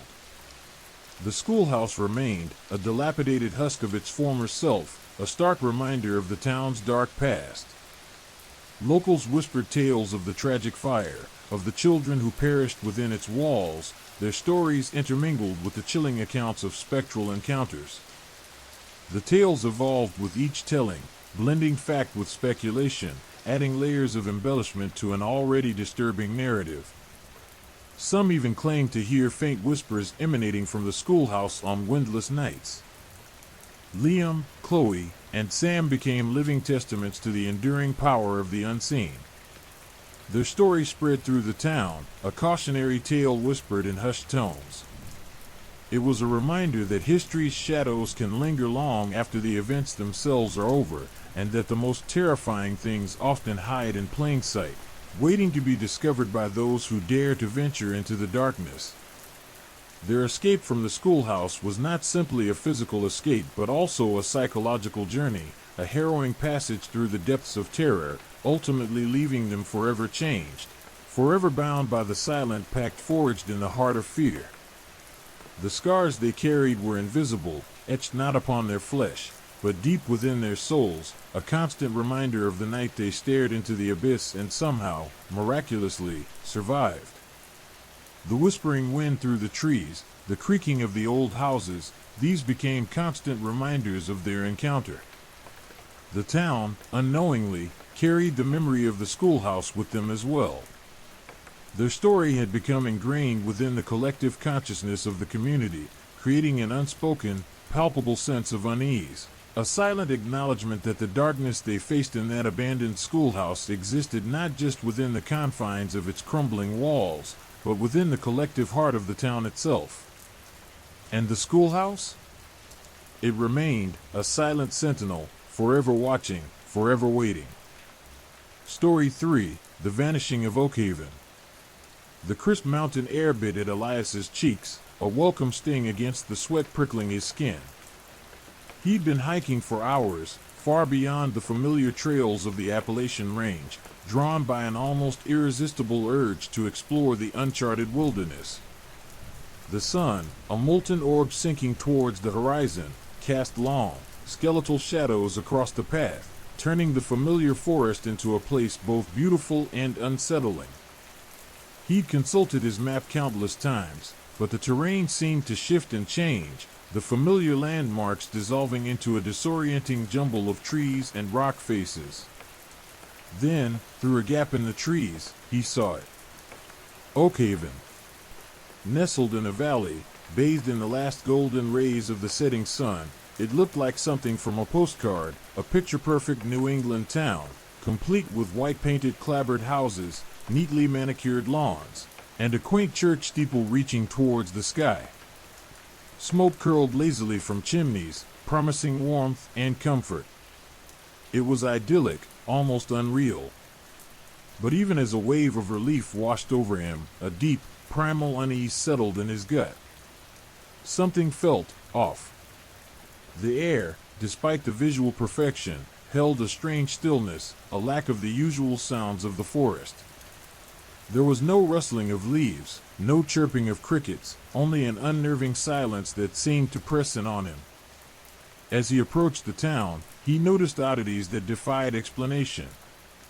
The architecture, while charming, was inconsistent, with styles jarringly juxtaposed, a Victorian-era house next to a structure that appeared to be centuries older, its stonework hinting at an unfamiliar, almost alien craftsmanship. The streets, too, were peculiar, winding and twisting in ways that made no logical sense. It was as if the town itself defied the laws of geometry. He passed a couple strolling hand in hand, their faces placid, almost vacant. They didn't acknowledge him, their eyes unseeing, fixed on some unseen point in the distance.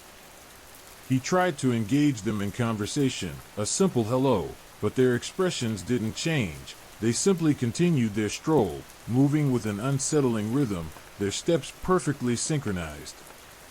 He felt a prickle of fear, a cold dread creeping into the warmth of his initial relief. He pushed onwards, drawn by an unsettling curiosity. The silence was absolute, broken only by the rhythmic thudding of his own heart. He passed houses with doors standing ajar, curtains drawn, an air of suspended animation hanging over each dwelling. He peered into one, an irresistible pull drawing him towards it. Inside, a table was laid for a meal, a perfectly set table with untouched plates, silverware gleaming in the fading light, a half-eaten loaf of bread beside a steaming pot of stew.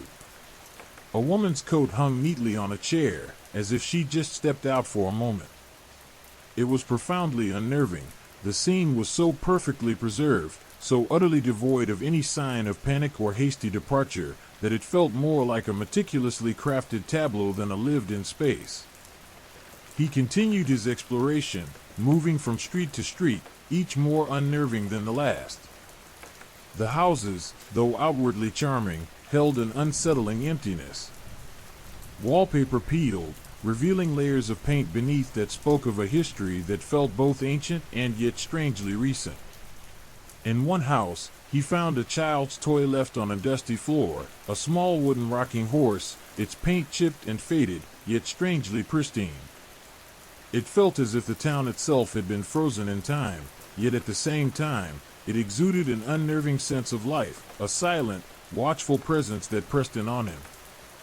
The realization struck him then, chilling him to the bone. Oakhaven was not on any map.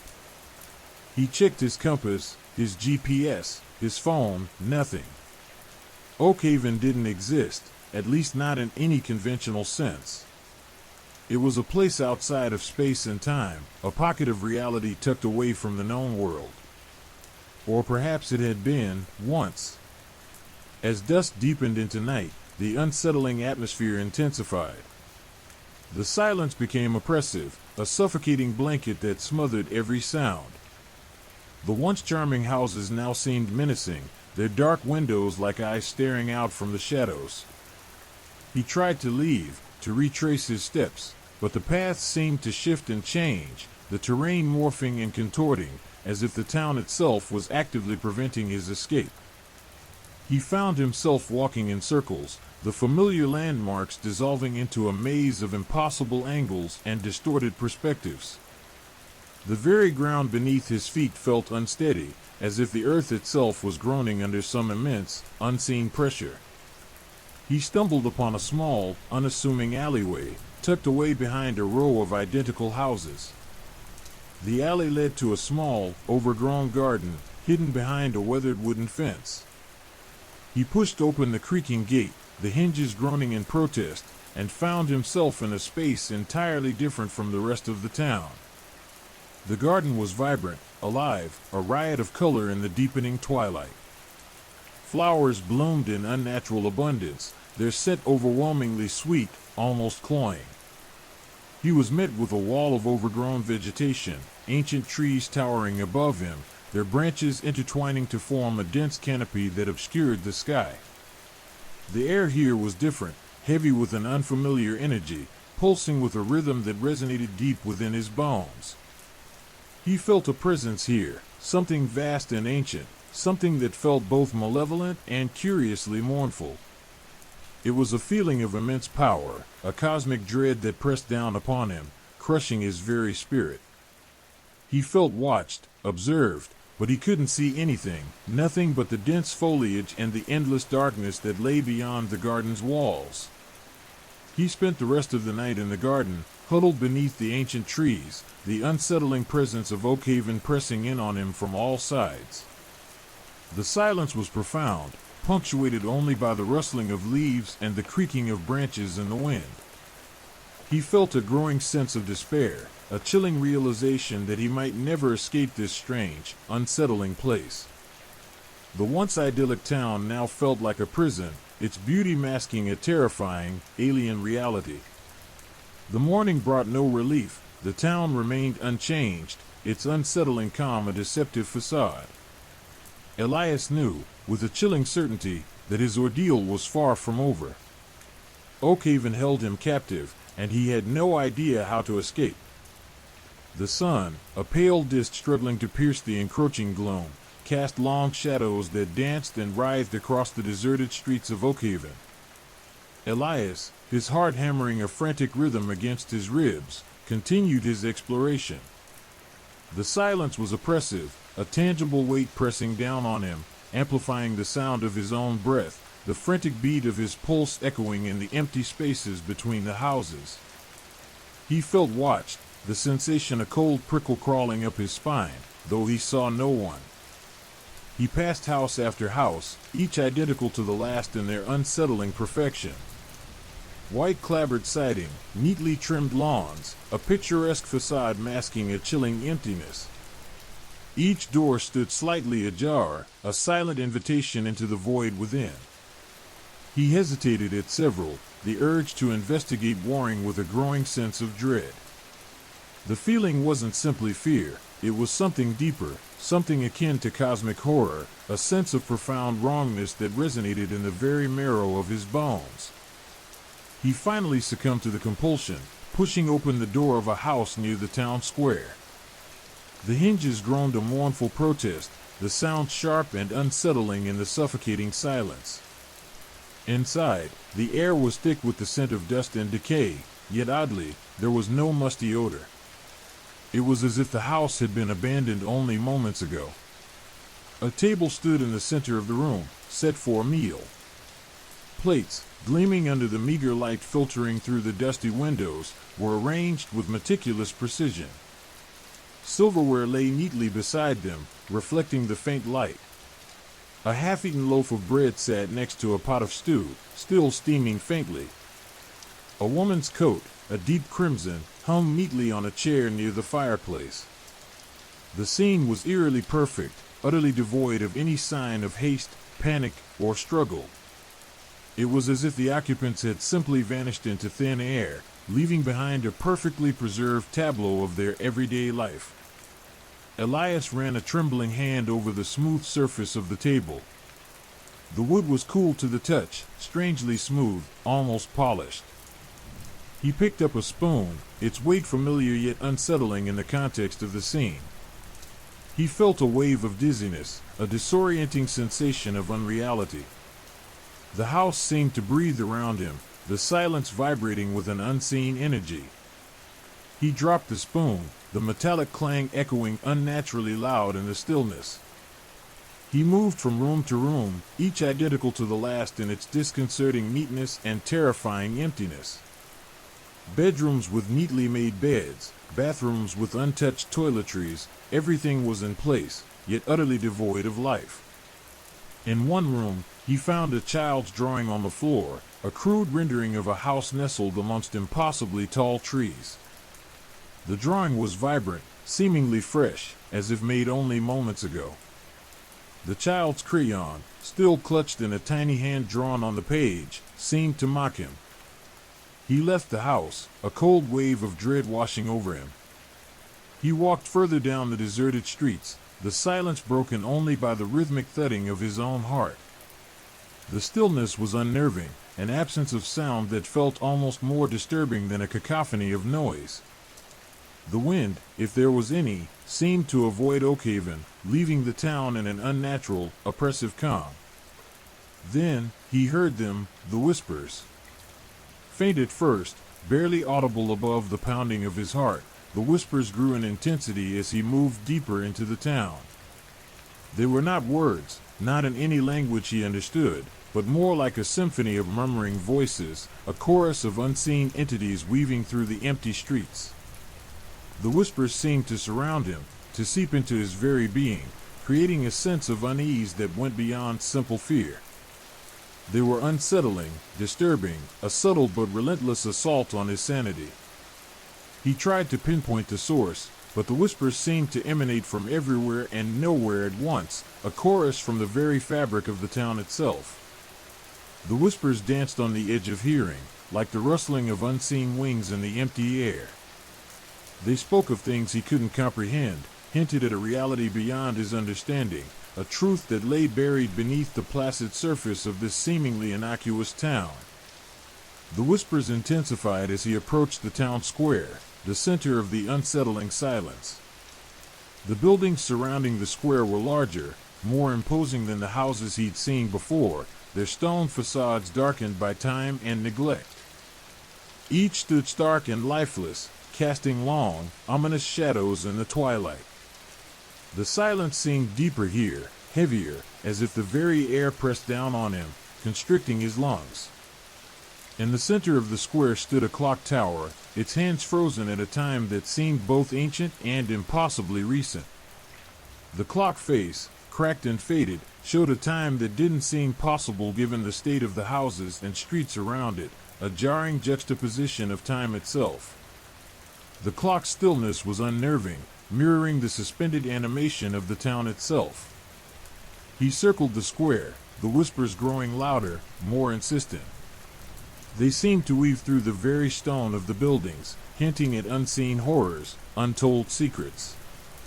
He felt a growing sense of desperation, the realization that he was utterly alone, trapped in a town that defied logic, a place outside of time and space. The emptiness of Oakhaven was not just a physical absence of people, but a void that gnawed at his soul, a horrifying emptiness that threatened to consume him. He pushed onward, driven by a perverse curiosity and a desperate need to find answers, even if those answers were more terrifying than the silence he'd endured until now. He had to understand. He had to escape. But as night truly fell, and the whispers thickened into a palpable presence, the possibility of either seemed to slip further out of reach. The town held him fast, a silent, watchful captor. The echoes of a vanished population whispered his name upon the wind. The whispers intensified as he ventured beyond the town square, their volume increasing with each step he took into the bordering woods. The trees, ancient and gnarled, seemed to lean in, their branches like skeletal fingers reaching out to grasp him. The oppressive stillness of Oakhaven followed him, but here it was interwoven with a different kind of silence, a listening silence, as if the forest itself held its breath, waiting.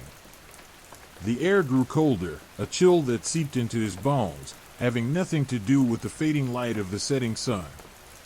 It was a cold that emanated from the trees, from the very earth beneath his feet, a primal cold that spoke of ages past and ancient evils. He pushed onward, the whispers now a constant hum in his ears, a chorus of sibilant sounds that seemed to shape themselves into half-formed words, unintelligible yet profoundly disturbing. Then he saw them. Carved deeply into the bark of a massive oak, symbols unlike anything he had ever seen before. They were intricate and unsettling, a complex interplay of lines and curves that seemed to writhe and shift before his eyes, even though they were clearly etched into the solid wood.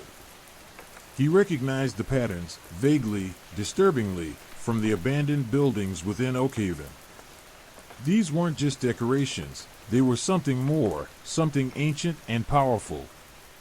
The symbols pulsed with a faint inner light, a luminescence that seemed to emanate from within the wood itself, rather than reflecting any external source.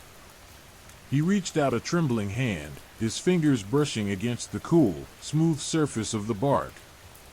A jolt, like a static shock, passed through him, leaving him breathless and disoriented. He stumbled back, his heart pounding in his chest. He continued deeper into the woods, the symbols appearing on more and more trees. Each one was slightly different, yet all shared a common thread, a sense of unnerving familiarity, a feeling of recognition that chilled him to the core.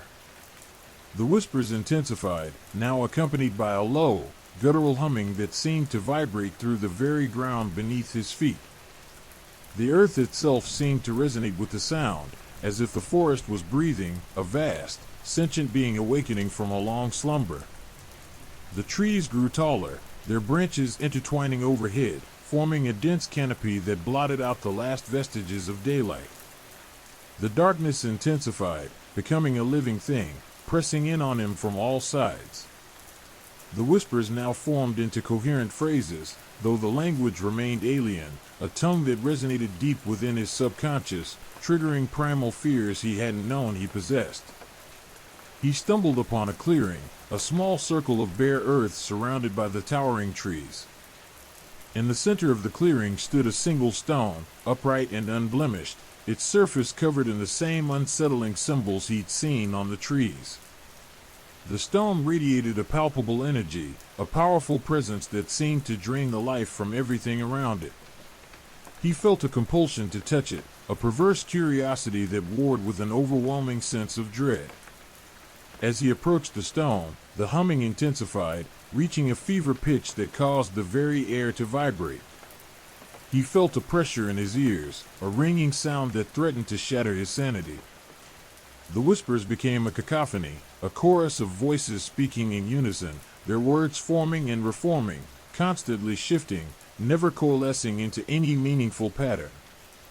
Suddenly, the stone pulsed with light, the symbols blazing with an intense, otherworldly glow.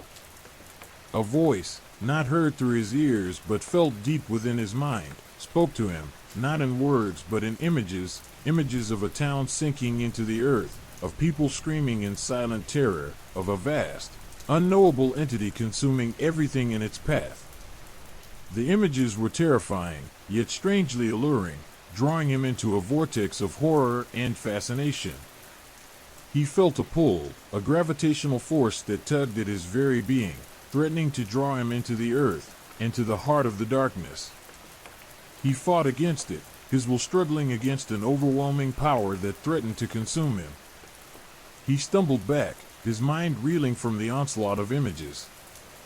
The stone's glow faded, the humming subsided, and the whispers retreated into the darkness, leaving him alone in the oppressive silence of the clearing. He was shaken, his body trembling with exhaustion and terror, but his mind was clear, sharper than ever. He understood, at least partially, the nature of Oakhaven's disappearance. It wasn't simply a vanishing, it was a descent, a sinking into the earth, a ritualistic consumption by a vast, ancient entity that lurked beneath the surface. The symbols, he realized, weren't just decorative, they were a map, a guide to the entity's power, a key to understanding its will. The whispers weren't merely sounds, they were a form of communication, a language that spoke to the subconscious, bypassing the rational mind. Oakhaven wasn't just gone, it had been consumed. He looked back at the town, its dark silhouette outlined against the night sky.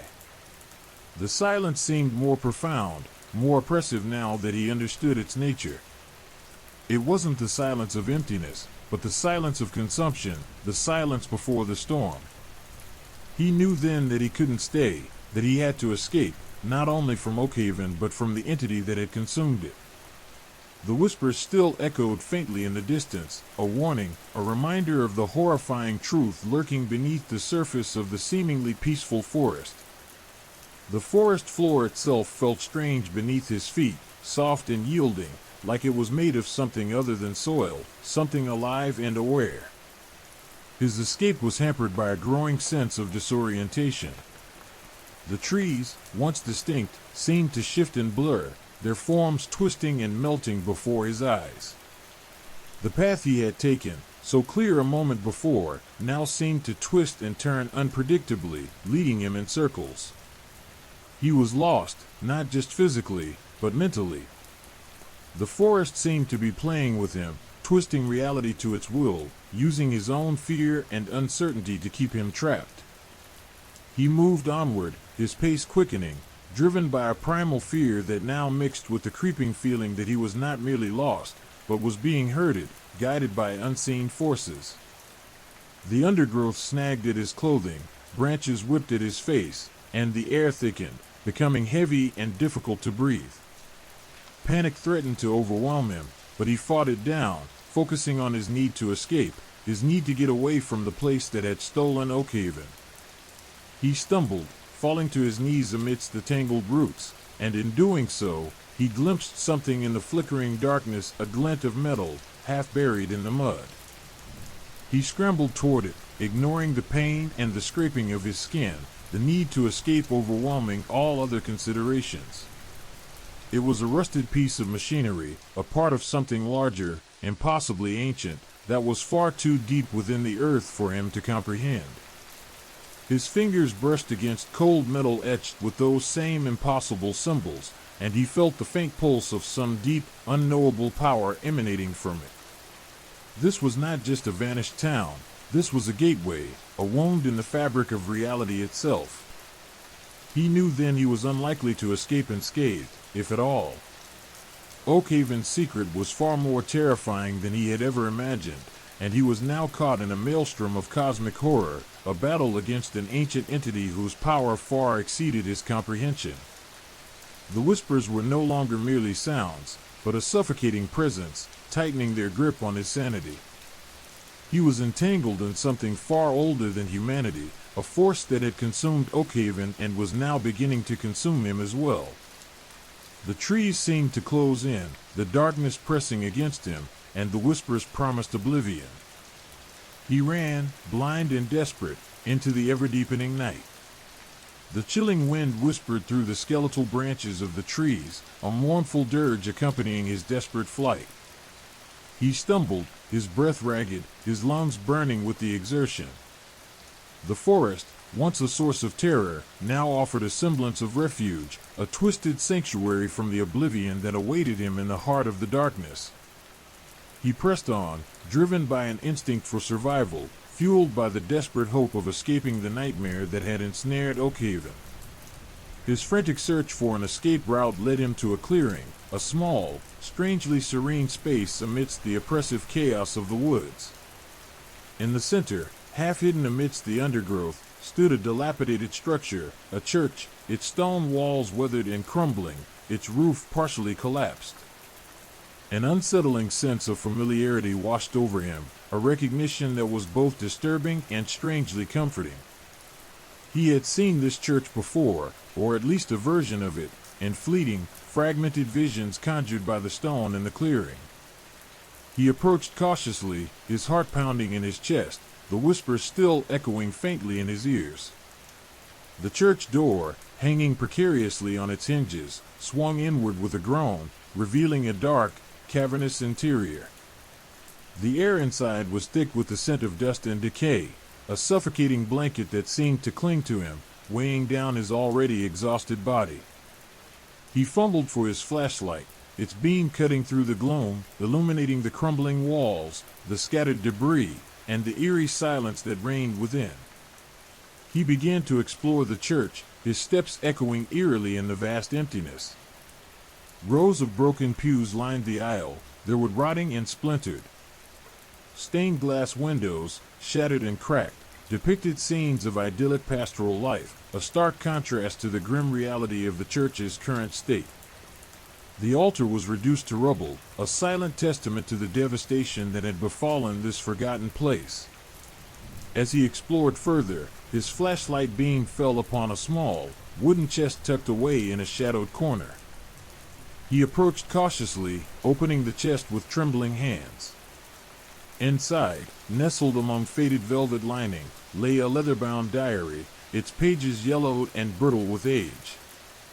The cover bore no inscription, no identifying mark, just the smooth, worn leather that spoke of time and neglect. He carefully opened the diary, its pages crackling like dry leaves. The script within was elegant, almost cursive, penned in a hand that seemed both familiar and alien. He began to read, the words unfolding a chilling tale of Oakhaven's past, a story of rituals, sacrifices, and a pact with something beyond human comprehension. The diary belonged to Elias Thorne, a resident of Oakhaven, who chronicled the town's history, its traditions, and its uneasy relationship with the ancient forest that surrounded it.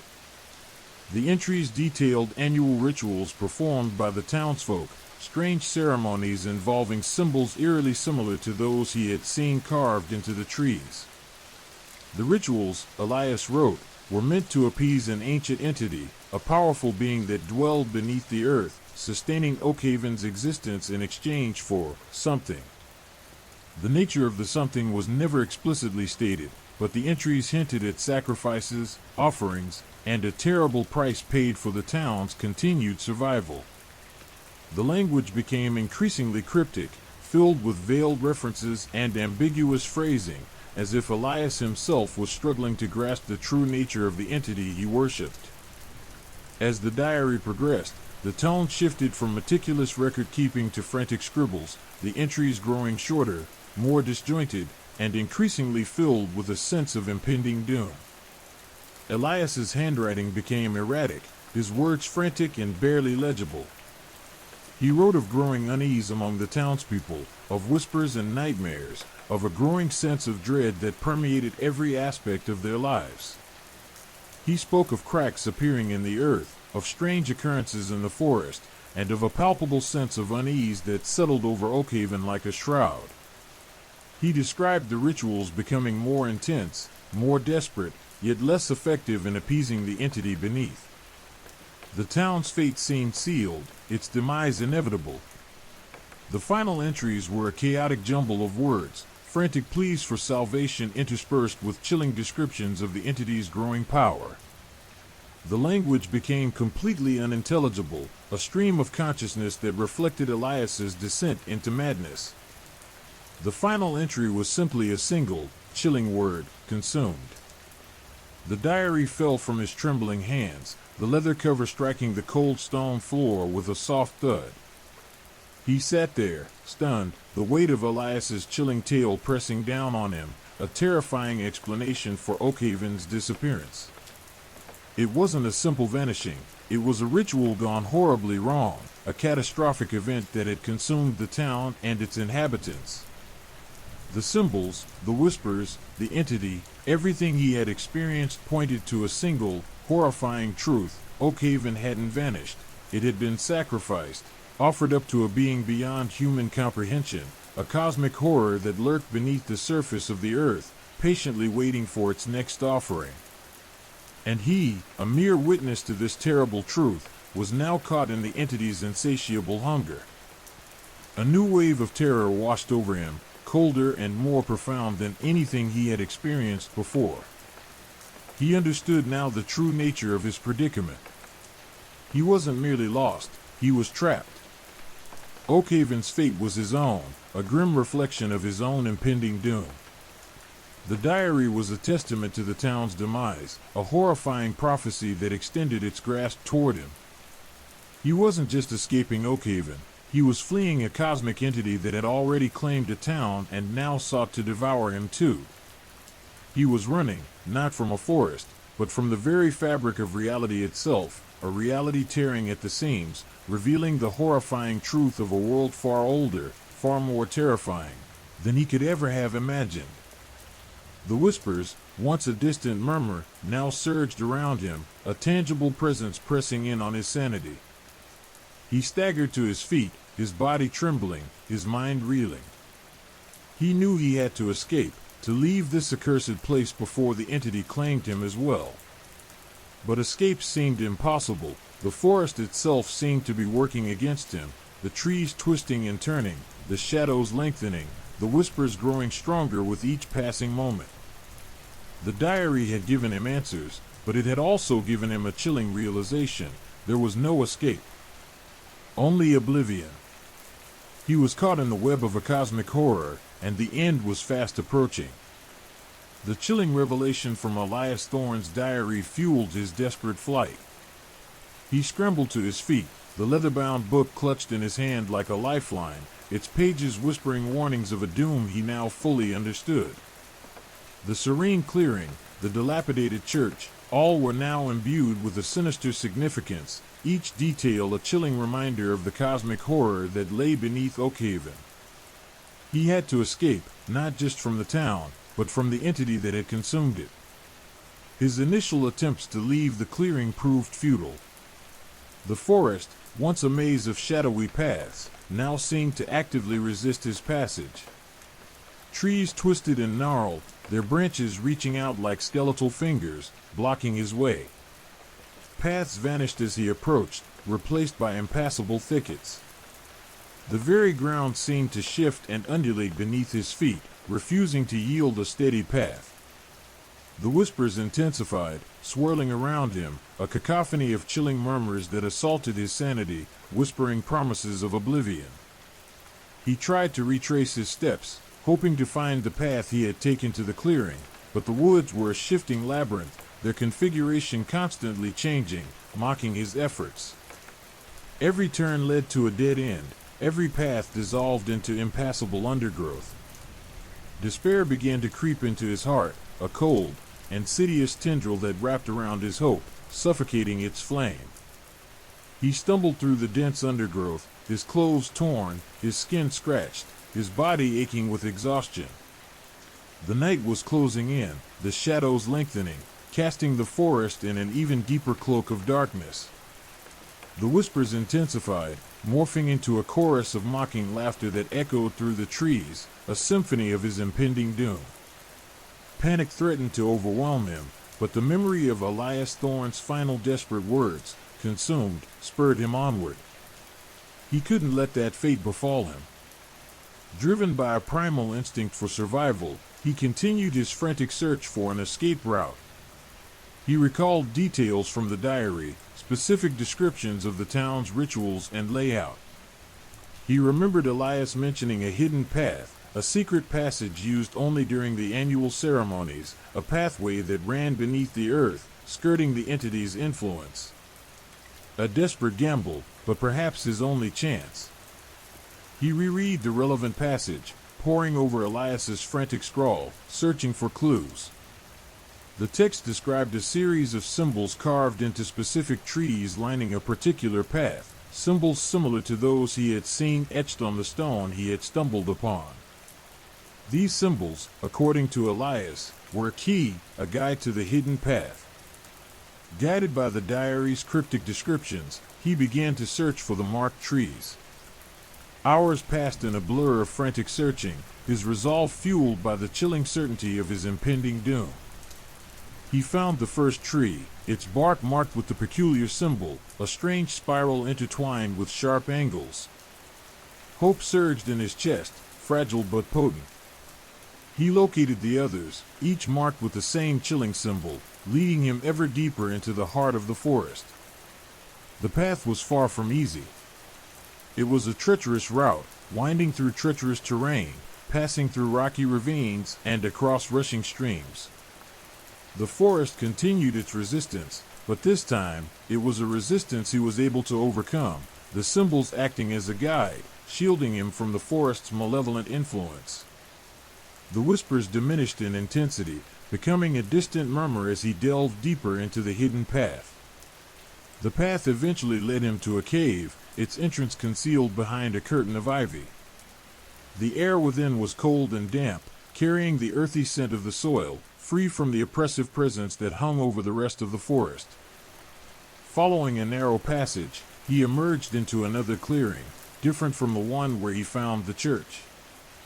This clearing was serene and peaceful, bathed in the pale light of the moon, devoid of the oppressive aura that had suffocated Oakhaven. He had found a pathway outside of the entity's domain. He emerged from the forest, blinking in the pale moonlight. Behind him, the ominous shape of the woods loomed, a silent testament to the horrors he had experienced. He was free, but not unscathed. The experience had left an indelible mark on his soul, a chilling reminder of the cosmic horror that lay hidden beneath the surface of reality. He carried with him the weight of Oakhaven's tragic fate, the knowledge of its sacrifice, and the chilling certainty that the entity remained, patiently waiting for its next victim. His escape was not a triumphant victory, but a harrowing survival. He was a lone wanderer, forever haunted by the unsettling truth he had uncovered. The world, once a familiar place, was now viewed through a lens of chilling uncertainty, the possibility of other such towns, other such entities lurking just beyond the veil of reality, a constant, unsettling presence. His future was marked by a deep, abiding fear, the knowledge that the world was a far more terrifying place than he could have ever imagined. The horrors of Oakhaven were imprinted on his soul, a chilling story he would carry to his grave, a grim testament to the power of cosmic horror and the chilling allure of the unknown. He was alive, yes, but the price of his survival was a soul forever scarred by the vanishing of Oakhaven. The escape was real, the terror remained. The forest, once a sanctuary, was now a symbol of the vast, terrifying unknown, and he, a mere survivor, was forever altered by its chilling embrace. The whispers, though fainter now, still echoed in the silence, a constant reminder of the entities and the places waiting for their moment to unleash their chilling presence upon the world. He was free, but forever bound to the ghastly secret that he carried. Story 4. The Timeless Village of Ethelred. The battered station wagon, affectionately nicknamed the Wanderer by the Miller family, rumbled down a barely there road, its tires spitting gravel in protest. Dust motes danced in the afternoon sunbeams that slanted through the leaves, creating fleeting patterns on the worn upholstery. Inside, 12-year-old Lily hummed a tuneless melody, her nose buried in a dog-eared copy of The Secret Garden, while her older brother, 17-year-old Tom, sullenly scrolled through his phone, occasionally glancing out the window with a bored expression. Their parents, Sarah and David Miller, navigated the increasingly winding road, a map spread across the dashboard, its creases testament to their many unplanned detours. Their planned route had taken a sharp turn hours ago, a spontaneous decision fueled by Sarah's desire for a charming, off-the-beaten-path experience. A hand-drawn map, discovered tucked inside a dusty antique store, promised just that: Ethelred, a village described as timeless and picturesque. The description, written in faded ink, had sparked a curious spark in Sarah, a yearning for something beyond the predictable highway monotony. As the road narrowed further, the trees closing in around them, a palpable shift in the atmosphere occurred. The air grew cooler, the sun's warmth replaced by a strangely still chill. The vibrant greens of the surrounding forest seemed to deepen, almost unnatural in their intensity. Tom, finally looking up from his phone, shivered. "Something feels off," he muttered. And off it was. Rounding a bend, the village of Ethelred abruptly appeared, bathed in a soft, ethereal light that seemed to emanate from within itself. It was breathtaking. Cottages with thatched roofs huddled together, their windows gleaming with an almost unnatural brightness. Smoke curled lazily from chimneys, carrying the scent of wood smoke and something else, something subtly sweet and unsettlingly familiar. The scene was picture perfect, a scene plucked from a fairy tale, yet carrying an undercurrent of unease that tightened Sarah's chest.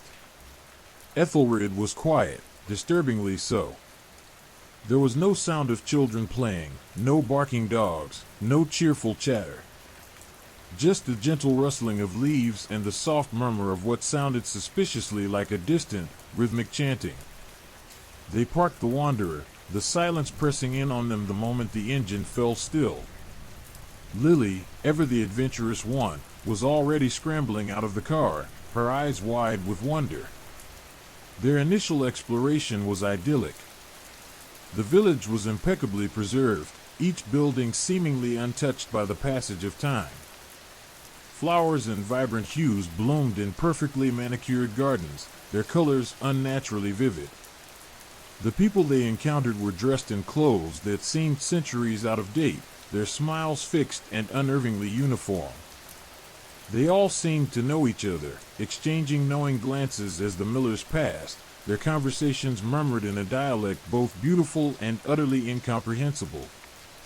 The strangeness, however, intensified with each passing hour. The sun seemed to remain perpetually at the same point in the sky, casting the same shadows at the same time. They saw the same people, engaged in the same activities, repeating the same conversations. A woman in a long, floral dress watered her garden, each movement precise and repetitive. A blacksmith hammered at his anvil, the rhythmic clang echoing through the silent village, eternally in progress. A boy playing hopscotch, meticulously marking his hops, never progressing, never finishing. It was a perfect loop, a flawlessly replayed day, a reality that seemed both charming and deeply disturbing. Time, it seemed, had stopped in Ethelred. Or perhaps it was the millers who were stopped, trapped in an endless cycle. Their attempts to leave were met with a frustrating series of inexplicable occurrences. Roads seemed to shift and change, leading them back to the village square. Signs pointed towards familiar destinations, but when they followed the directions, they inevitably ended up in the same place, the eerie repetitions becoming a nightmarish kaleidoscope. As the second day began, the initial enchantment faded, replaced by a chilling dread. The fixed smiles of the villagers began to feel less welcoming, more like the frozen grimaces of waxwork figures. Their conversations, once intriguing, now seemed laced with a sinister undertone, the rhythmic chants growing louder, more insistent. The sweet scent that had initially beguiled them now felt cloying, sickly sweet, like rotting sugar. Lily, initially captivated by the quaintness of Ethelred, began to whimper, her initial excitement dissolving into fear. Tom, usually stoic, was noticeably shaken, his usual adolescent boredom replaced by a palpable sense of unease. Sarah and David, their attempts to remain rational faltering, found themselves clinging to each other, their initial adventure morphing into a desperate struggle for escape. The charming village had become a prison, a beautifully crafted gilded cage. They tried different strategies.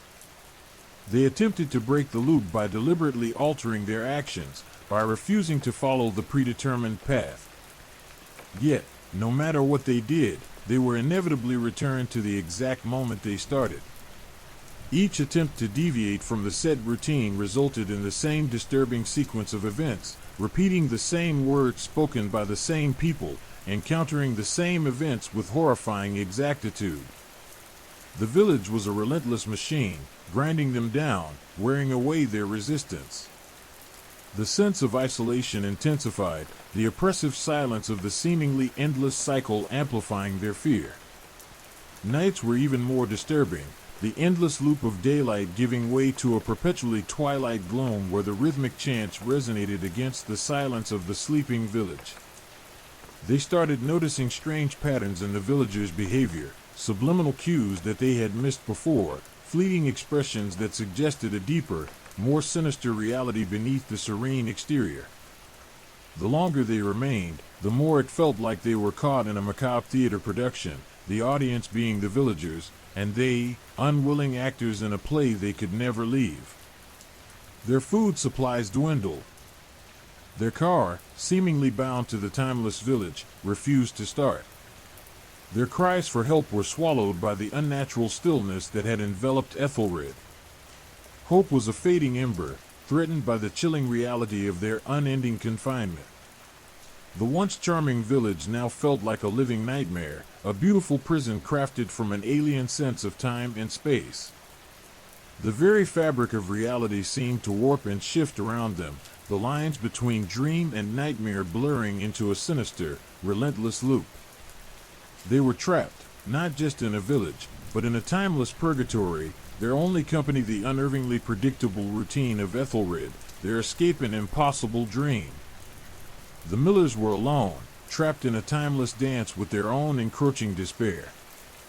The village of Ethelred had shown them its true nature, a horrifying beauty that promised no escape, only a chilling eternity in its suffocating, time-bound embrace.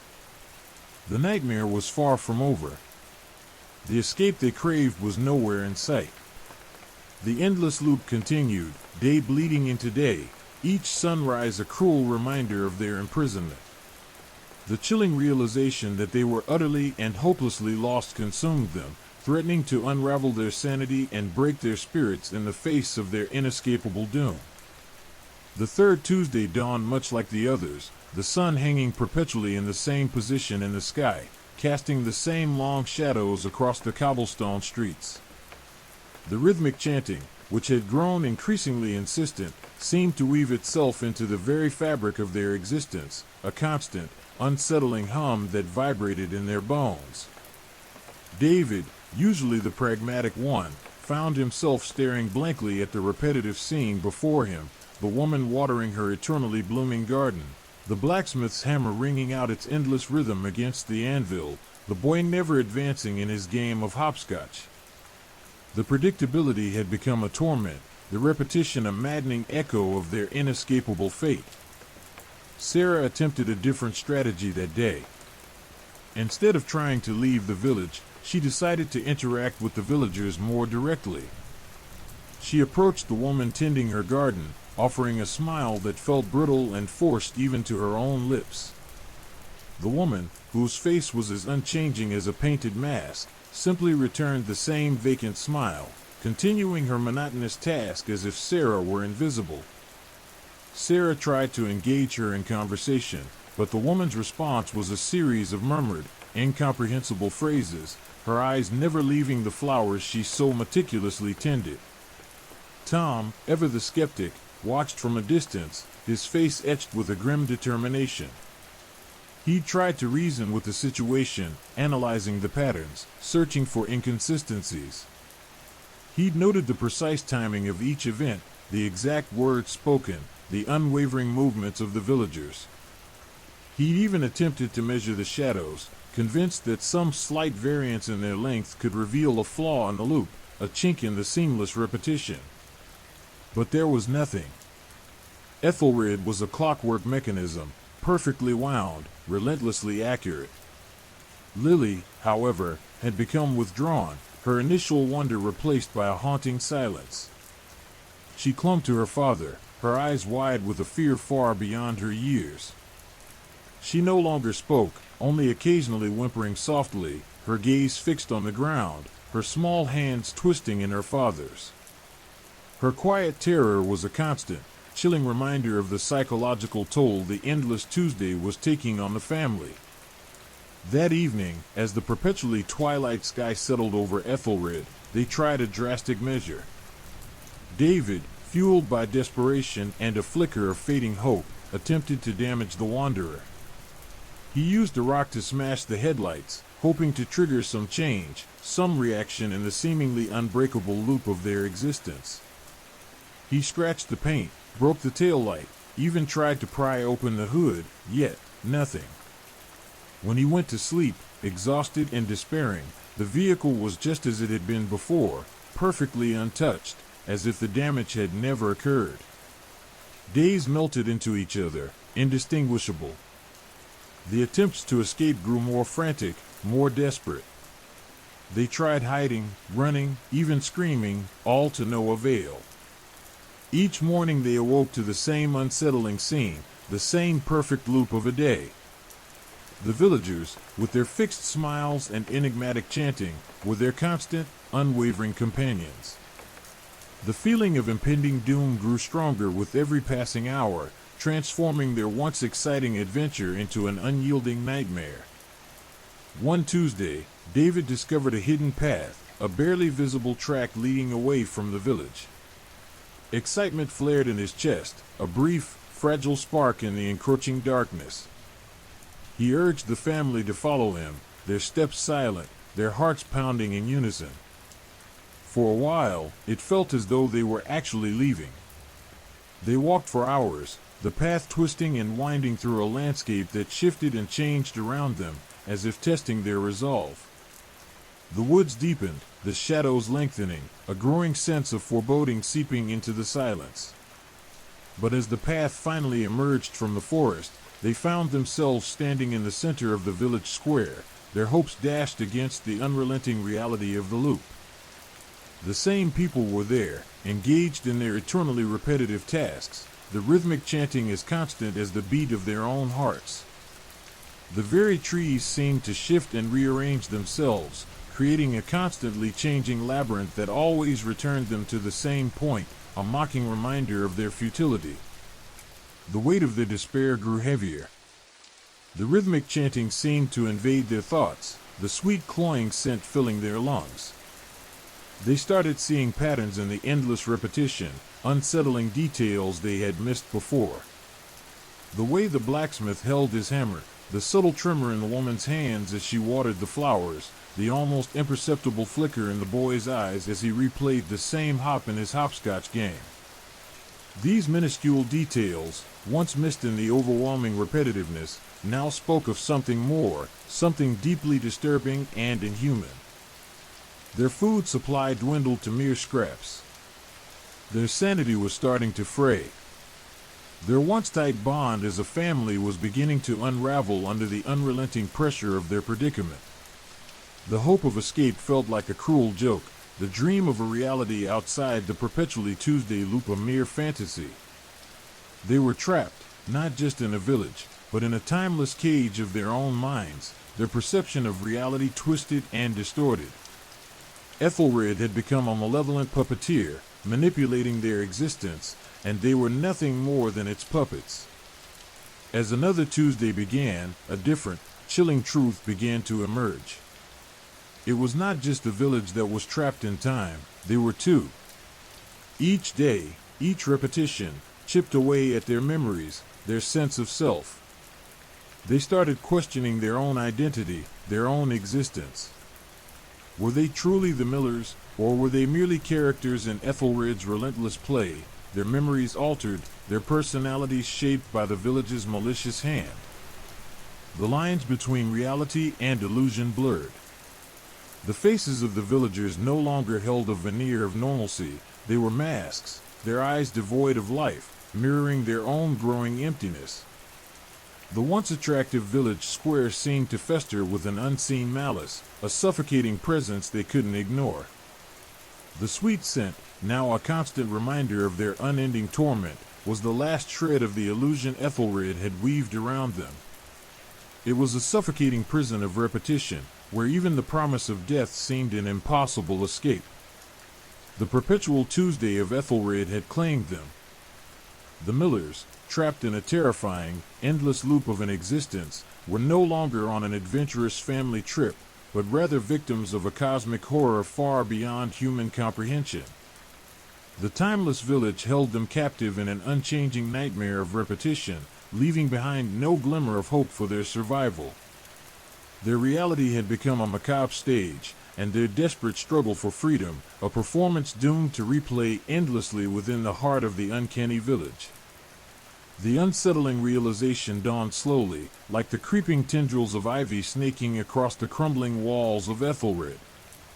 It wasn't just the village trapped in an endless Tuesday, it was them too. Each repetition, each identical sunrise, was chipping away at their memories, their sense of self. The vibrant tapestry of their lives before Ethelred began to fray, the threads unraveling into a confusing jumble of half-remembered moments and phantom feelings. Sarah found herself staring at her reflection in a puddle, barely recognizing the gaunt, hollow-eyed woman staring back. The lines around her eyes were deeper, the color leached from her skin, replaced by a disturbing pallor. It was as if the village itself was leeching the life from them, draining their essence with each passing, identical day. Tom, ever the rationalist, fought against the creeping despair, clinging to the vestiges of his scientific mind. He meticulously documented every detail, trying to find a pattern, a break in the seamless loop.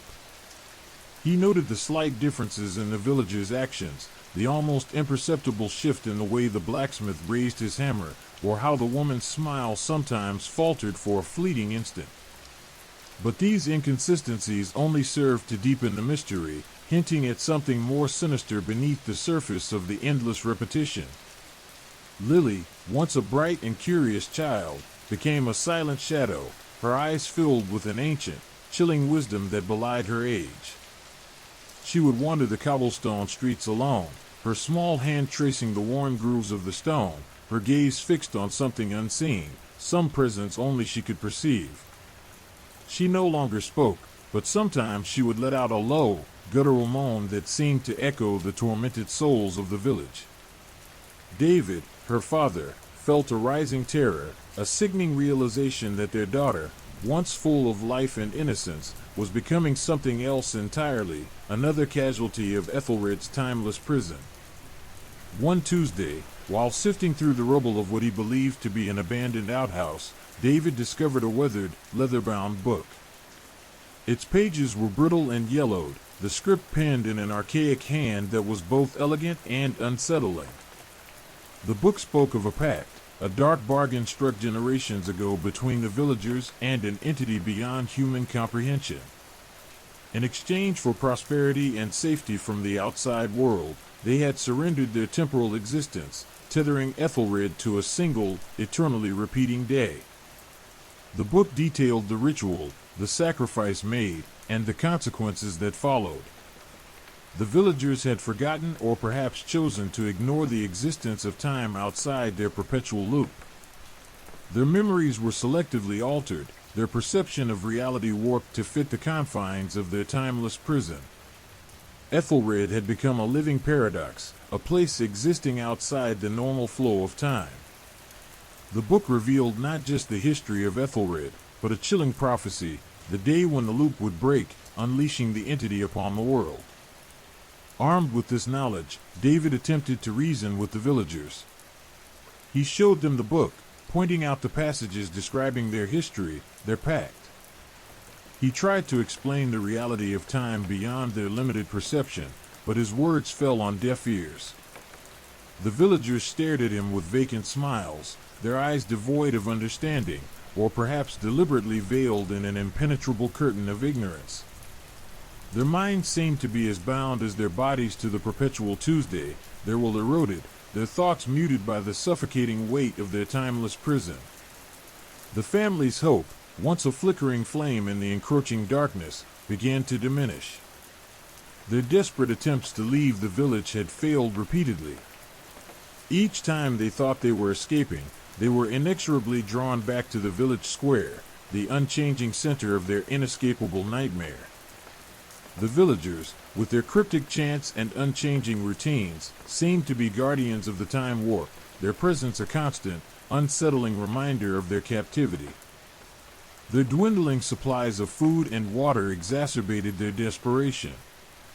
Hunger gnawed at their bodies, and thirst parched their throats, but even these primal needs seemed overshadowed by the crushing psychological weight of their predicament. The constant repetition, the lack of change, had begun to affect their minds, chipping away at their sanity, blurring the lines between reality and hallucination. They began to question their own existence, wondering if they were indeed the Millers, or merely characters in Ethelred's macabre play. The village itself seemed to shift and change, morphing subtly from day to day, though each day was a replica of the last.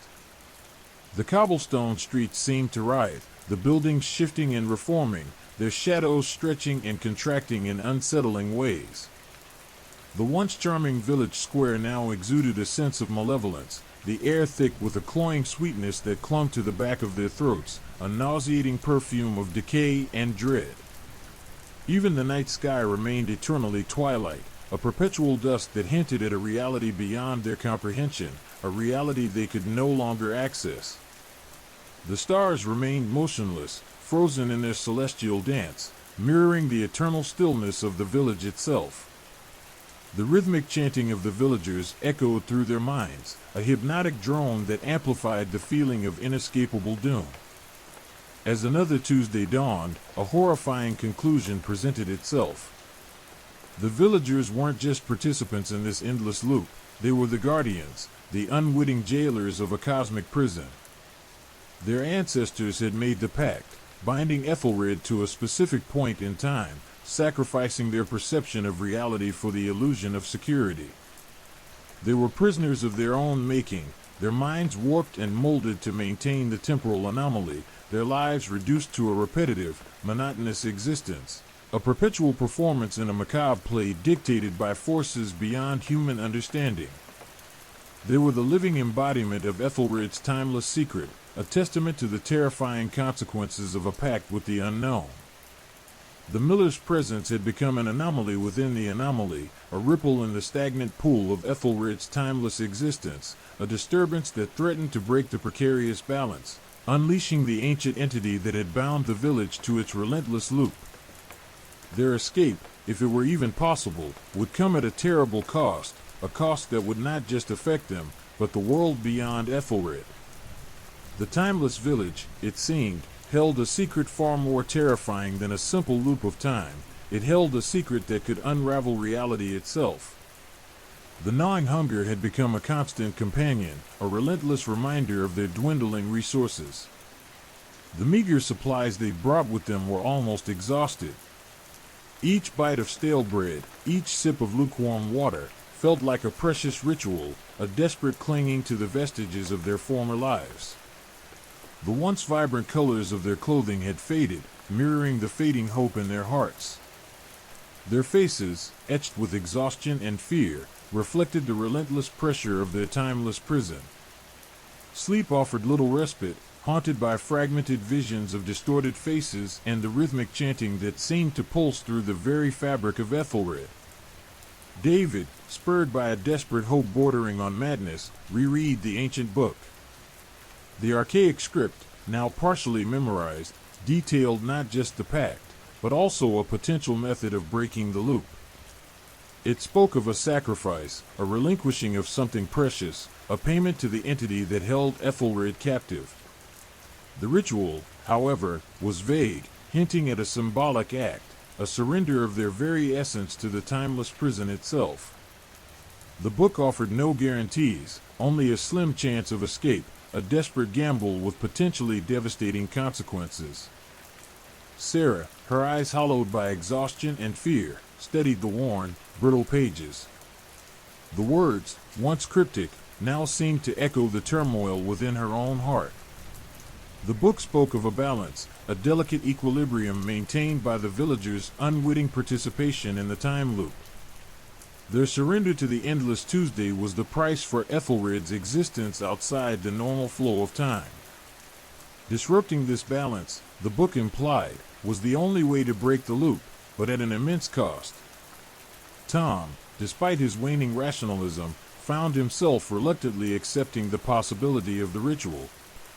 The meticulous notes he had compiled, charting the subtle inconsistencies in the villagers' behavior, now seemed insignificant compared to the overwhelming weight of their desperate situation. The book was their only hope, a desperate reach for a solution in the face of an insurmountable problem.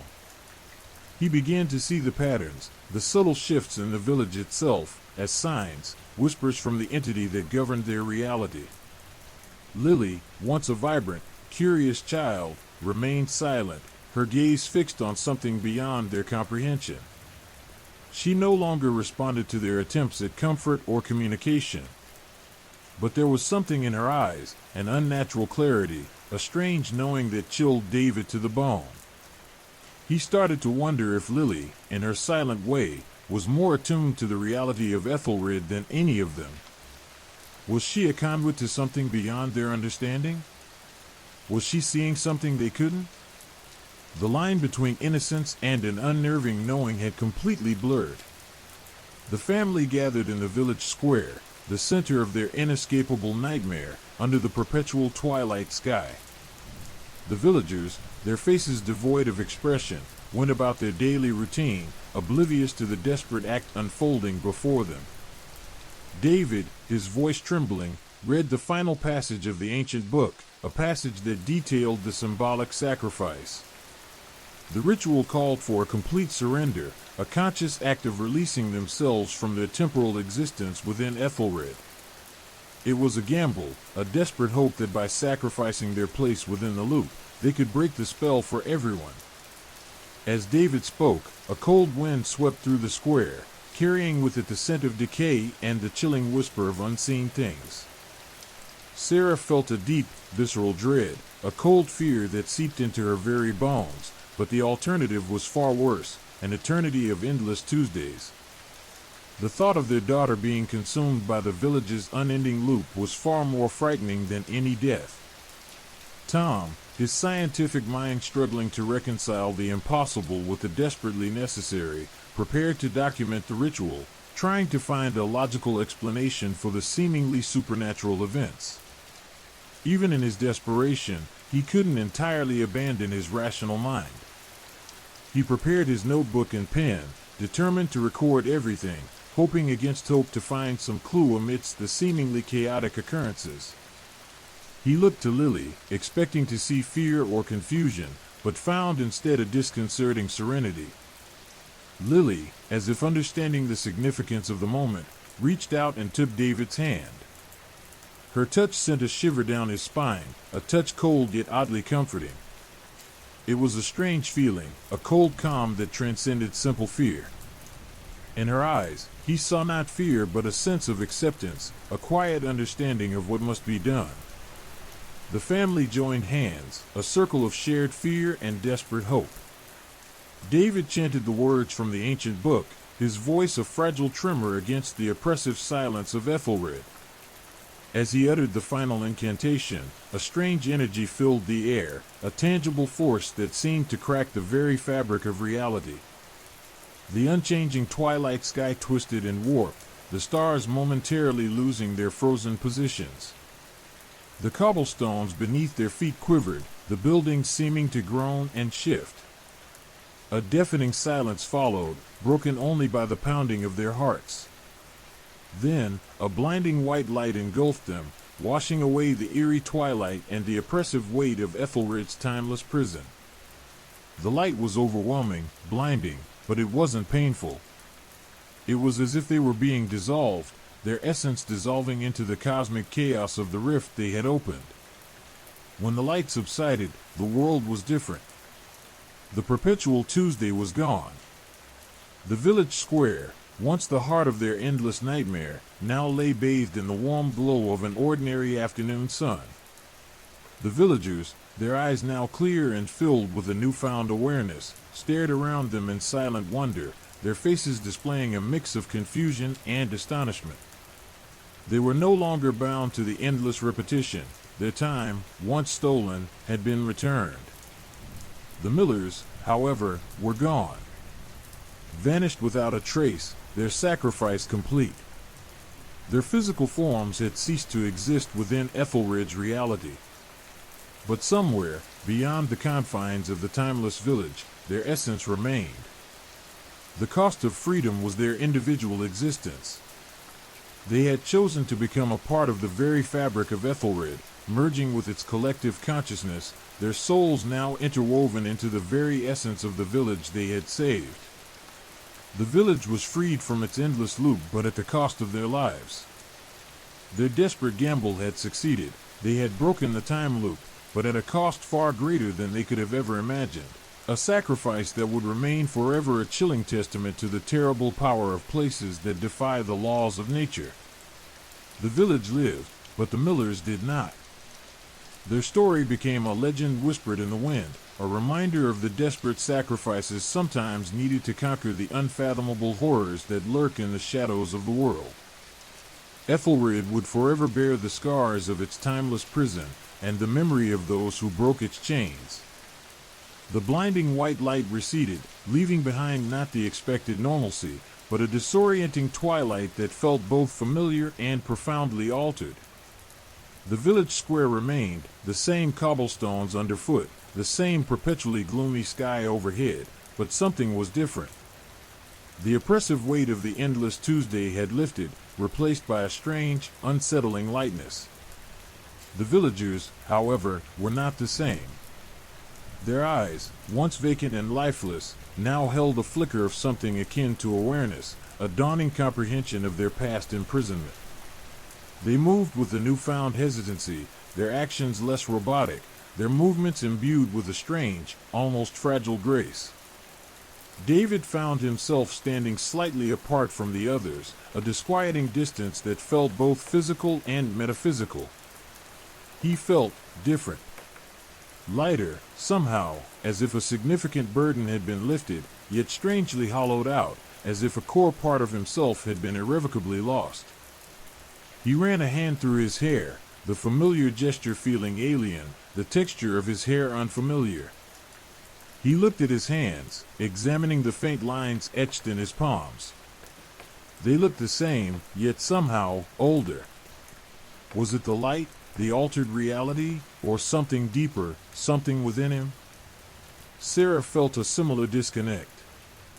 She looked around at the village, a scene eternally etched in her memory, and yet it was different. The details were sharper, the colors brighter, yet there was a sense of profound unease. It was like looking at a photograph of a place you knew intimately but couldn't quite place. She reached out to touch a nearby building, the rough texture of the stone jarringly familiar, yet imbued with a subtle undercurrent of something otherworldly. Tom, ever the pragmatist, struggled to reconcile the altered reality with his scientific mind. He opened his notebook, intending to record the events, to find some logical explanation for the impossible, but his hand trembled, his pen faltering. The pages were blank, the ink having inexplicably vanished. His mind, usually a fortress of logic, felt strangely vulnerable, overwhelmed by a sense of bewilderment.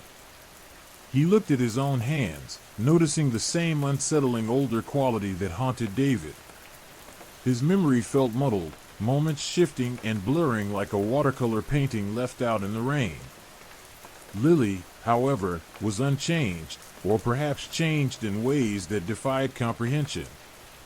Her eyes, once clouded with a knowing beyond her years, held an eerie stillness, an unsettling calm that was deeply disconcerting. She didn't speak, but there was a subtle shift in her demeanor, a newfound detachment, as if she had stepped out of the loop, but only partly. She looked at her family, her gaze holding a depth of understanding that felt both comforting and deeply disturbing. It was as if she carried the weight of their shared experience, a burden they couldn't fully comprehend. The altered Ethelred pulsed with an unsettling energy. The villagers, released from the time loop, were slowly piecing together their lost memories, their confused faces reflecting the fragmented reality they were now experiencing. The air hummed with a low, almost imperceptible thrumming, a residual energy from the ritual, a lingering echo of their desperate gamble. The escape was incomplete, a partial liberation from the timeless prison. Days turned into weeks, weeks into months. The Millers, in a manner of speaking, were gone. Their physical forms had ceased to exist within Ethelred's reality. Yet, fragments of their experience lingered. David sometimes caught glimpses of the perpetual Tuesday, fleeting moments that flashed before his eyes like fragmented memories, the rhythmic chanting, the distorted faces, the suffocating stillness. These visions were like the residue of a dream, vivid yet utterly unreal. Sarah experienced a similar phenomenon, a sensory echo of their endless imprisonment, snatches of dialogue, fragments of sensations, moments that felt both intensely real and yet impossibly distant. Tom would find himself inexplicably drawn to the village square, compelled by an unseen force, reliving moments from their ordeal, witnessing fleeting glimpses of the frozen time loop, the ghost of their past. Even the seemingly unchanged Lily would exhibit odd behavior, moments of vacant staring, muttering incoherent words, or laughing quietly to herself, as though she was receiving whispers from some distant realm. Their escape from Ethelred was not a complete severance. They carried the village's legacy within them, the timeless Tuesday forever etched into the fabric of their being, haunting their thoughts, seeping into their dreams. It was a reminder of the chilling price they paid for freedom. The temporal boundaries had been blurred, not broken. Their gamble had worked, but at a profound cost. They had freed the villagers, but their own realities were forever altered, intertwined with the unsettling energy of Ethelred. Their story was a chilling testament to the uncanny, a profound illustration of the disturbing power of places that defy the laws of nature. One day, years later, David found an old photograph in the attic, a picture from a happier time, before their horrifying ordeal. He looked at it, examining the faces, noticing something subtly off about their features, a hint of something older, something almost alien. He looked at Lily, who now seemed remarkably older than her actual age.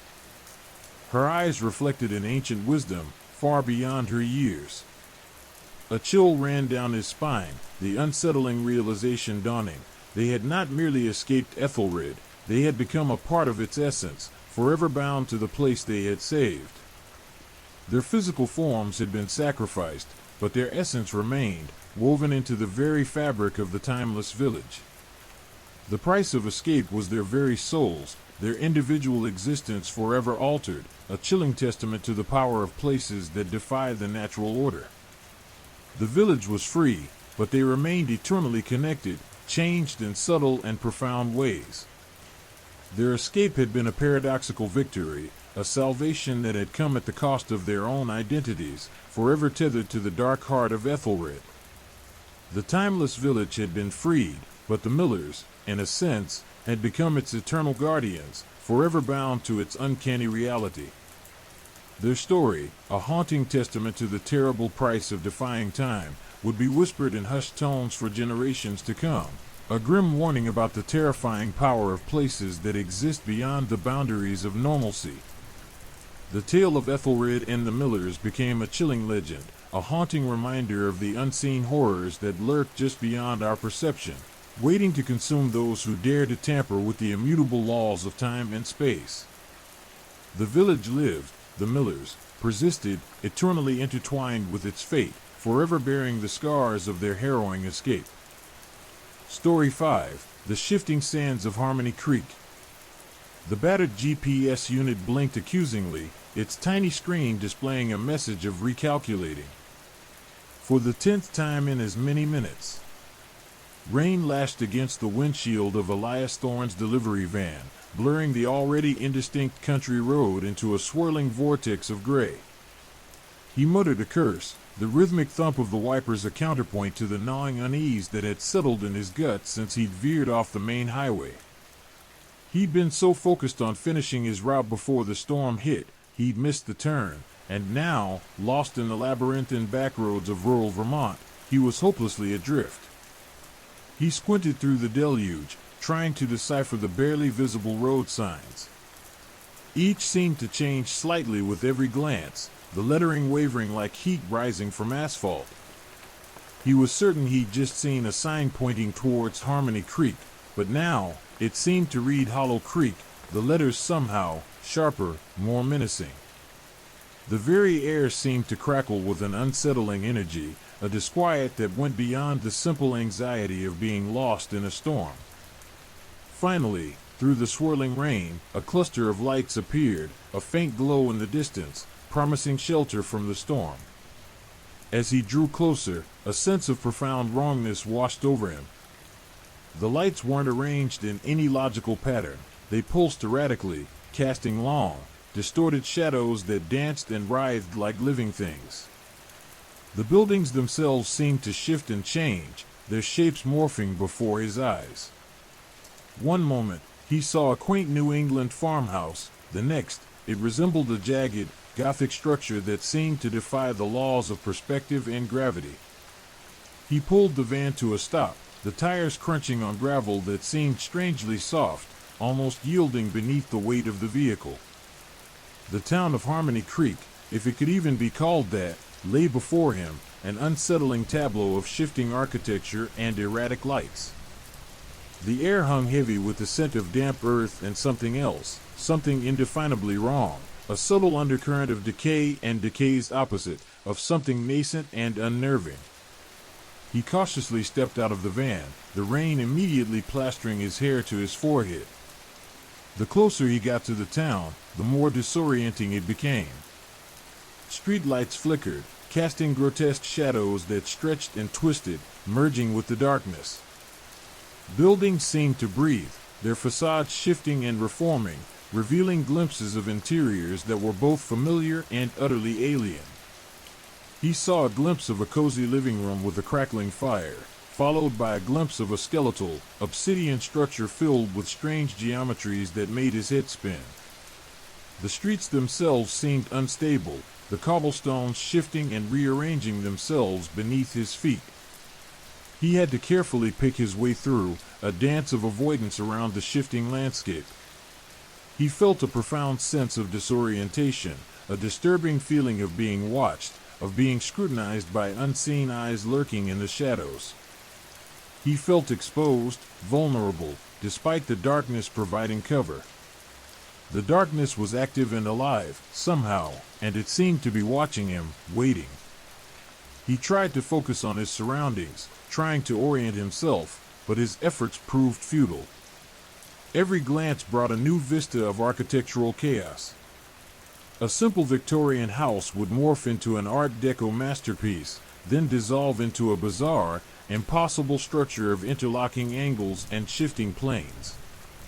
The very fabric of the town seemed to be unraveling, a chaotic tapestry of disparate styles and impossible geometries.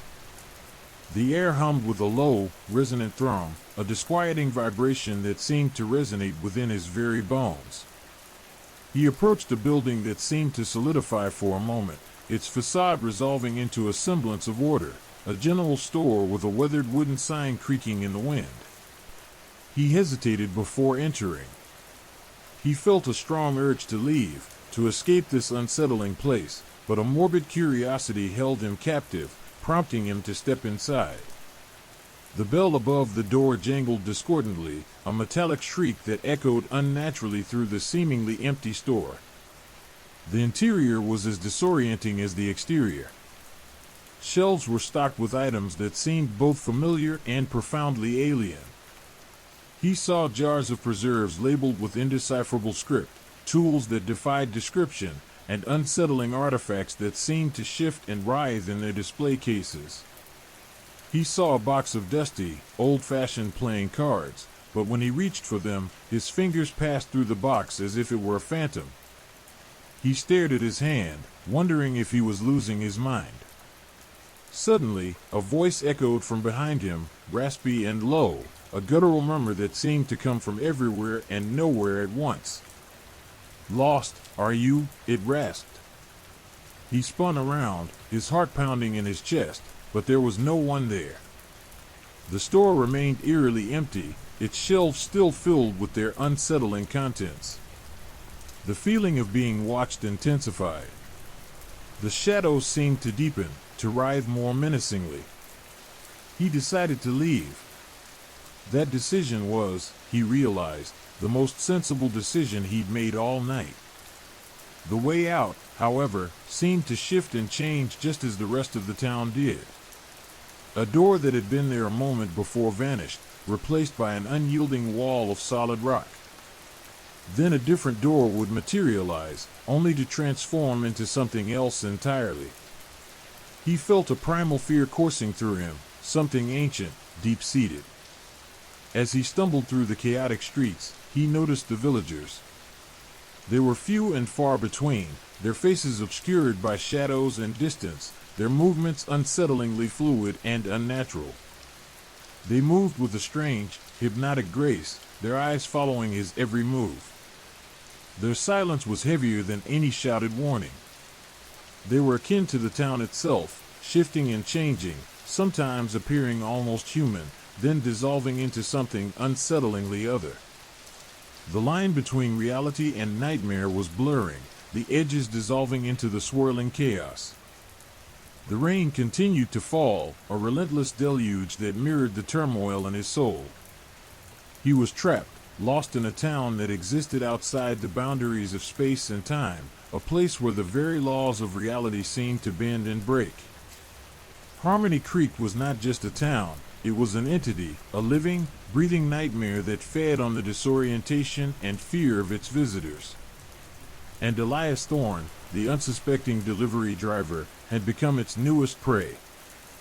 He tried to run, but the streets seemed to shift and twist beneath his feet, leading him in endless circles, back to the same unsettling scenes he desperately tried to escape. The very air itself seemed to hum with a malevolent energy, a psychic pressure that pushed him deeper into the town's unsettling embrace. He felt a sense of dread, a premonition of something truly horrific waiting just around the next impossible corner. Escape seemed not just improbable but impossible. The town of Harmony Creek had swallowed him whole, and it had no intention of letting him go. The rain, the ever-shifting streets, the watchful eyes in the shadows, it was all a suffocating, horrifying symphony of the uncanny, and he, Elias Thorne, was trapped in the middle of its terrifying composition. He was alone, utterly alone, within a waking nightmare where reality itself had warped to conform to the whims of some unimaginable cosmic horror. The general store, or what had been a general store a moment ago, dissolved into a swirling vortex of dust and shadow. In its place, a towering Gothic cathedral materialized, its spires scraping the storm-ridden sky. Elias stumbled back, his breath catching in his throat. He could feel the shift in the very fabric of reality, a dizzying sensation like being caught in a riptide of space-time. He wasn't just lost, he was unmoored. The familiar laws of physics seemed to have no purchase in this unsettling place. He saw fleeting glimpses of different eras superimposed on each other. A horse-drawn carriage would momentarily share the street with a sleek, futuristic vehicle. A woman in a bonnet would brush past a man in a spacesuit. The past, present, and future bled into one another, a nauseating kaleidoscope of temporal incongruities. He tried to focus on a single point, a single object, to anchor himself to a semblance of reality, but even that proved impossible. A cobblestone street would suddenly become a flight of stairs that ascended into nothingness. A seemingly solid wall would shimmer and dissolve, revealing a vista of a far-off, sun-drenched beach. The town itself was a living paradox, a place where time and space existed only as fleeting suggestions, dissolving into a chaotic soup of the impossible. Then he saw it, a woman standing amidst the swirling chaos. For a fleeting moment, the world around her seemed to solidify, a small island of stability in a sea of madness. She was young, her face obscured by a wide-brimmed hat, her dress flowing like water. She offered a slight smile, or what he thought was a smile, as it was difficult to tell for certain what was real and what wasn't in this hallucinatory reality, and raised a hand in a gesture he couldn't quite decipher. It was a beckoning, perhaps, or a warning. But as he moved closer, intent on asking for help, her image wavered, her form dissolving into the swirling vortexes of reality, vanishing into the unreal as quickly as she'd appeared. He found himself staring at a building that pulsed with an unnatural, internal light. It was a small, unassuming house, but as he watched, its form shifted, its walls rippling like water. He saw glimpses of the future within it, himself, older, grayer, his eyes hollow with despair, slumped over a table strewn with playing cards. The very same cards he'd seen earlier in the shop that had seemed to be solid but also phantasmic, like the veil of reality had been torn. A terrifying premonition flooded him, showing him his own future, a macabre reflection of his present desperation and the hopelessness of his situation. The visions were not only glimpses into his own future, but also into the lives of others.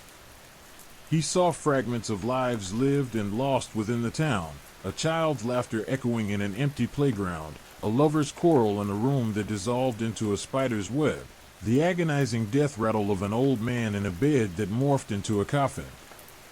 These glimpses were terrifying snapshots of lives distorted, broken, and woven into the uncanny fabric of Harmony Creek. The constant shifting of the reality around him was accompanied by the ever-present feeling of being watched, the weight of unseen eyes pressing in upon him from all sides.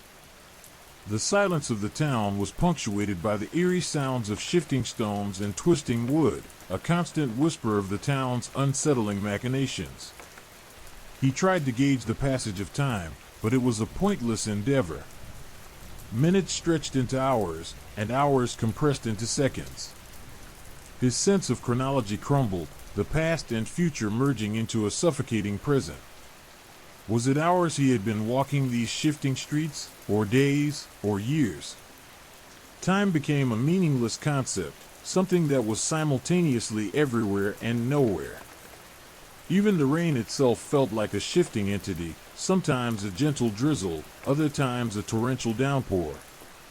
In a moment of clarity, or what felt like a moment of clarity amidst the maddening chaos, he saw a path, a narrow alleyway that seemed to hold its shape despite the shifting nature of the rest of the town. A spark of hope, however feeble, flickered within him. He took a tentative step towards it, pushing aside his growing doubt. As he stepped through this apparent portal, a sense of déjà vu washed over him. He felt he had walked this same path before, countless times, each time ending in a dead end, or a transformation into another street that also ended in a different dead end, a cruel and endless loop. He was in a maze of time itself, each turn leading him back to the same point. Desperation gnawed at him. He ran, blindly, stumbling through the shifting landscape. Buildings dissolved into fog, then solidified into monstrous shapes that mocked his terror. He could hear the murmurs of the unseen inhabitants, the distorted echoes of voices speaking from all directions, whispering cryptic warnings or incantations that sounded like the rasping of stone against stone. The whispers, like the town itself, were shifting, changing their meanings with every iteration. One moment the whispers spoke of escape, the next of inevitable doom. He collided with something solid, a wall that appeared from nothingness. He slumped against it, his body trembling, his mind on the verge of snapping. He saw his reflection in a puddle that momentarily formed on the ground, but it wasn't his reflection, at least not entirely. The reflection was partially his, partially something else entirely, something ancient and inhuman, a ghastly mockery of his true self, or perhaps his true self revealed through this distortion of reality. The horror of seeing this reflection was palpable, the chilling realization of something lurking beneath the surface of his own identity. Or perhaps the reflection was simply another one of Harmony Creek's illusions, a cruel trick of the distorted light and the shifting reality. Then, as suddenly as it began, the shifting stopped. The rain ceased, and an unnatural stillness settled over the town. The buildings held their forms, the streets lay straight and unyielding. He found himself standing before a small, wooden cabin, its door ajar. Inside, he saw a flickering fire, a warm glow in the chilling darkness. He felt an irresistible urge to enter, a yearning for the warmth and sanctuary offered by the illusory hearth. But even as he made for the cabin, he couldn't shake the feeling that this was just another illusion, another part of Harmony Creek's cruel game. He entered the cabin, stepping into a strange silence that was more terrifying than the previous chaos. The fire cast long, dancing shadows on the walls, but the shadows shifted and changed, as if alive, twisting and reforming themselves into unrecognizable forms. He was still trapped, still lost, the cabin seeming merely another piece of this impossibly shifting puzzle, this distorted reflection of reality. He had no way to know if this was the end of his journey through this impossible town, or just another stop along its ever-shifting paths. The hope that had flickered was quickly extinguished in the suffocating grip of an unknowable, terrifying reality.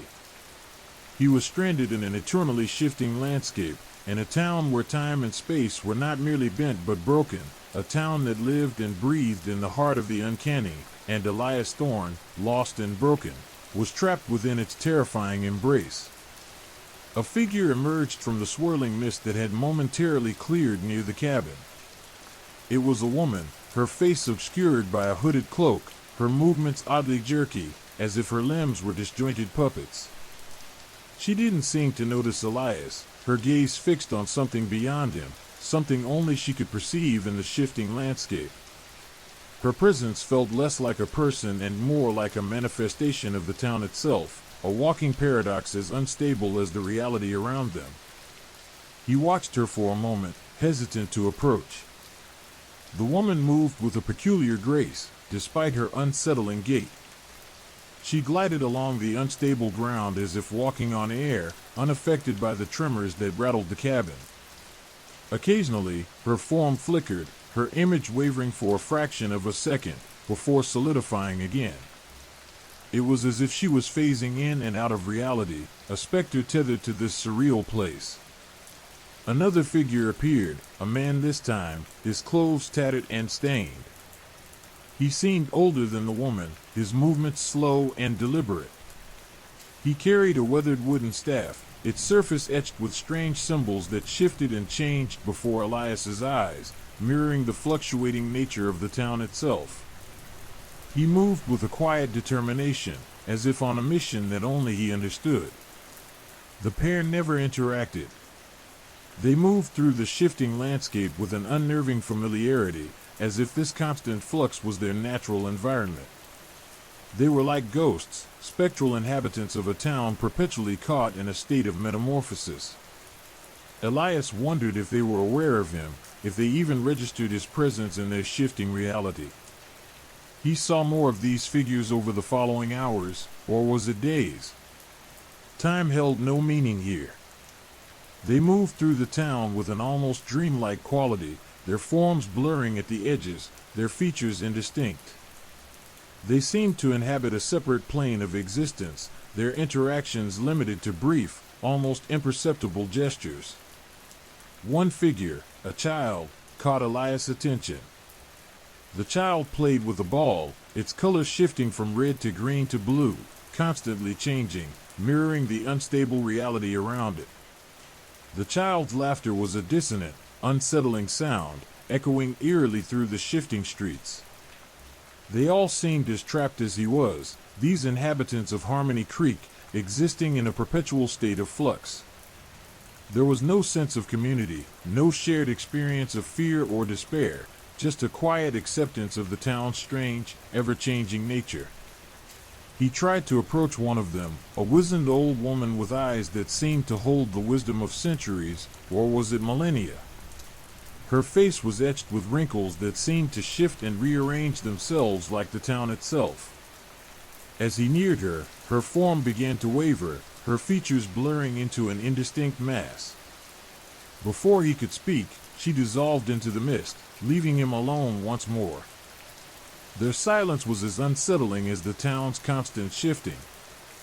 There were no cries for help, no pleas for assistance, just a quiet acceptance of their bizarre reality.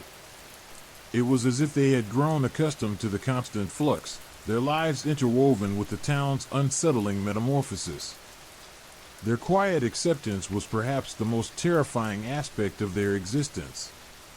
It suggested a deeper, more profound entanglement with the town's uncanny nature, a resignation that went far beyond mere adaptation.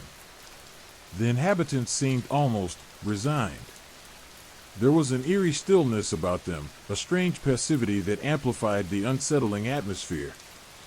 They weren't hostile, not exactly, they were simply indifferent.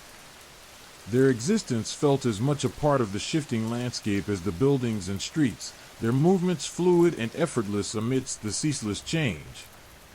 He observed them, the silent woman, the man with the shifting staff, the child with the chromatic ball, the old woman who dissolved into mist, and wondered about their history, their lives before Harmony Creek became what it was. Were they always here, trapped from birth, or were they, like him, victims of this temporal and spatial anomaly? Did they even remember a time before the constant shifting? Or did this reality, this instability, represent their only known existence? One of the few interactions Elias witnessed was between the man with the staff and a young man who appeared suddenly from behind a building that shifted from a cottage to a crumbling mausoleum in the space of a few seconds. The young man seemed panicked, his movements frantic as he gestured wildly towards the shifting streets. The older man responded with a calm, almost ritualistic gesture, extending his staff as if to ward off an unseen threat. The young man then simply faded from view, as if absorbed by the town's own unstable fabric, leaving the older man alone to continue his silent observation. The fleeting encounter only served to underscore the bizarre and unknowable reality of this place, and the unsettling power that seemed to bind its inhabitants. He tried to communicate with them, to ask for help or information, but his words seemed to dissolve in the air, absorbed by the town's shifting reality. His voice, when he managed to force himself to speak, was a strange echo in the unsettling silence, quickly swallowed by the surreal quietude. It was as though the very act of speech violated this reality, this unstable environment, his attempts at communication seeming to disturb the very fabric of space and time. As days, or were they hours, passed, Elias began to notice subtle patterns in the shifting.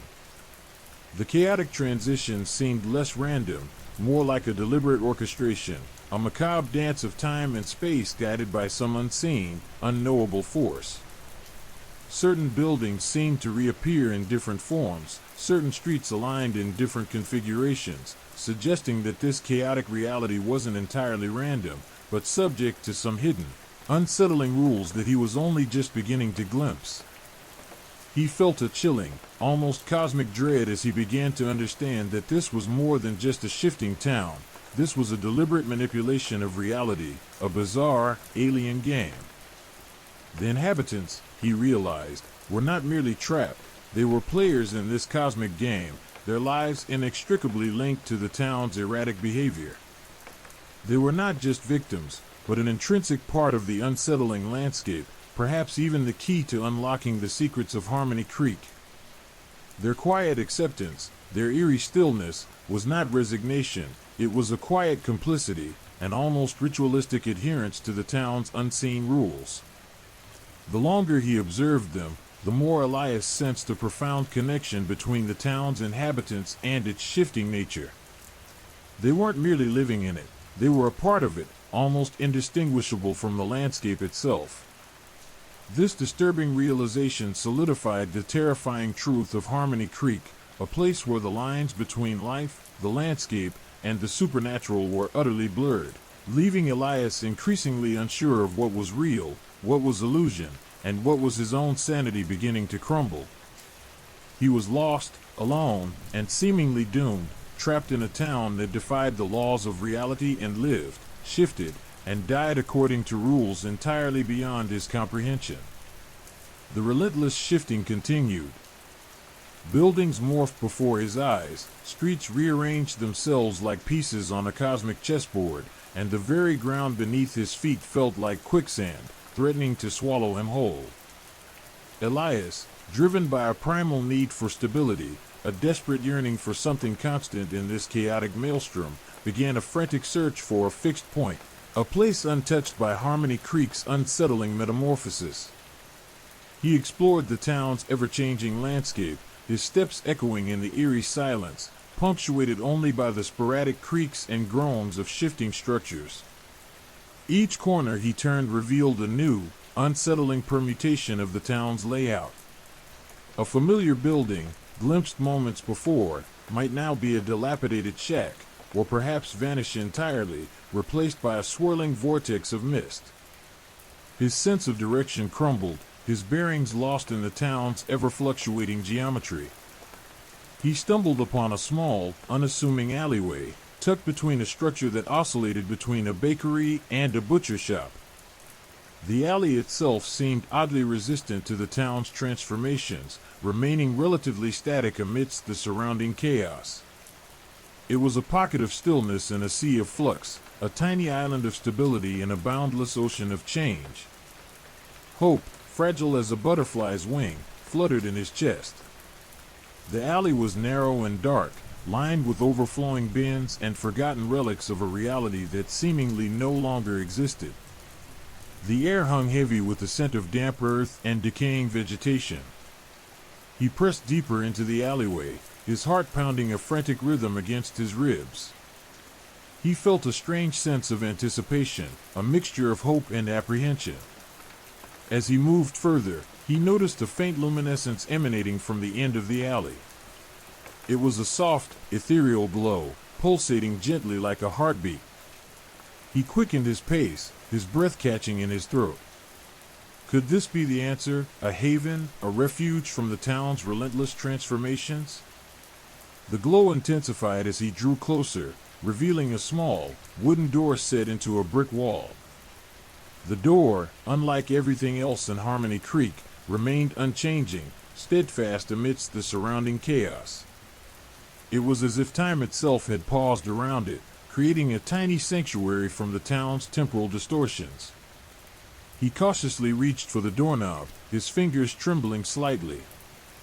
The wood felt cool and smooth beneath his touch. He took a deep breath, steeling himself for whatever might lie beyond. He turned the knob slowly, his heart pounding in his ears, and pushed the door open. The door led into a small, dimly lit room. The air was thick with the scent of old books and dust, the kind of air that clung to forgotten libraries and secluded studies. The room was sparsely furnished, containing only a single wooden table and a couple of worn chairs. In the center of the table lay a large, leather-bound book, its pages filled with intricate symbols and cryptic diagrams. As he approached the table, the symbols on the book seemed to writhe and shift before his eyes, mirroring the town's fluctuating nature. But unlike the chaotic transformations of Harmony Creek, the shifting of the symbols felt controlled, almost deliberate. It was as if they held a hidden pattern, a secret code that was waiting to be deciphered. It was a cryptic message from the town itself, a message hinting at the underlying mechanics of its unsettling transformations. He spent hours poring over the book, attempting to decipher its intricate symbols. The symbols themselves seemed to respond to his touch, shifting and reforming as if they were alive, responding to his thoughts and interpretations. He noticed a recurring pattern, a subtle sequence that repeated itself throughout the book. It was a complex arrangement of lines and curves, a cipher that seemed to represent a sequence of events, a cyclical process that mirrored the town's fluctuations. He began to realize that the town's transformations were not random, but rather a series of meticulously orchestrated shifts, following a predetermined cycle, a bizarre dance of reality governed by unseen forces. But the pattern remained elusive. Even as he thought he was close to understanding it, the symbols would shift, obscuring the key to its meaning. He was tantalized by the prospect of understanding the town's hidden mechanisms, yet frustrated by its ever-shifting enigma. The more he learned, the more he realized the depth and complexity of Harmony Creek's unsettling reality. The pattern was a mirror reflecting the town's chaotic nature, and yet it hinted at something deeper, something more sinister. The book's pages grew increasingly unsettling, the symbols twisting into monstrous forms, the diagrams morphing into nightmarish landscapes. The very act of reading felt like venturing into a realm of madness, a perilous journey into the heart of Harmony Creek's unsettling reality. He began to suspect that the book was not merely a record of the town's transformation, it was an instrument of it, a key to the town's erratic behavior, a conduit to whatever unseen force orchestrated the town's metamorphoses. As he continued his studies, the room itself began to subtly change. The walls shimmered, the air crackled with an unseen energy, and the shadows danced with an unsettling vitality. He felt a growing sense of unease, a chilling premonition that his quest for stability was leading him down a path of unfathomable danger. He was no longer just searching for an answer, he was becoming part of the enigma, caught in the town's chaotic currents. The cryptic symbols seemed to taunt him, mocking his attempts to decipher their meaning, while the shifting room threatened to consume him entirely. The stability he craved remained elusive, the solace of the hidden room turning into a prison of shifting realities. He felt a growing unease, a sense of being manipulated by forces beyond his comprehension. The town's shifting nature was not a random occurrence, but a deliberate, unsettling game played by an unseen force that had entangled him within its folds. His attempts to understand the pattern, to impose order on Harmony Creek's chaos, seemed to only exacerbate the situation. The town's transformations grew more frequent, more violent, as if in response to his attempts to unravel its secrets. He was trapped in a feedback loop, his efforts to find stability only serving to further destabilize the already fragile reality of Harmony Creek.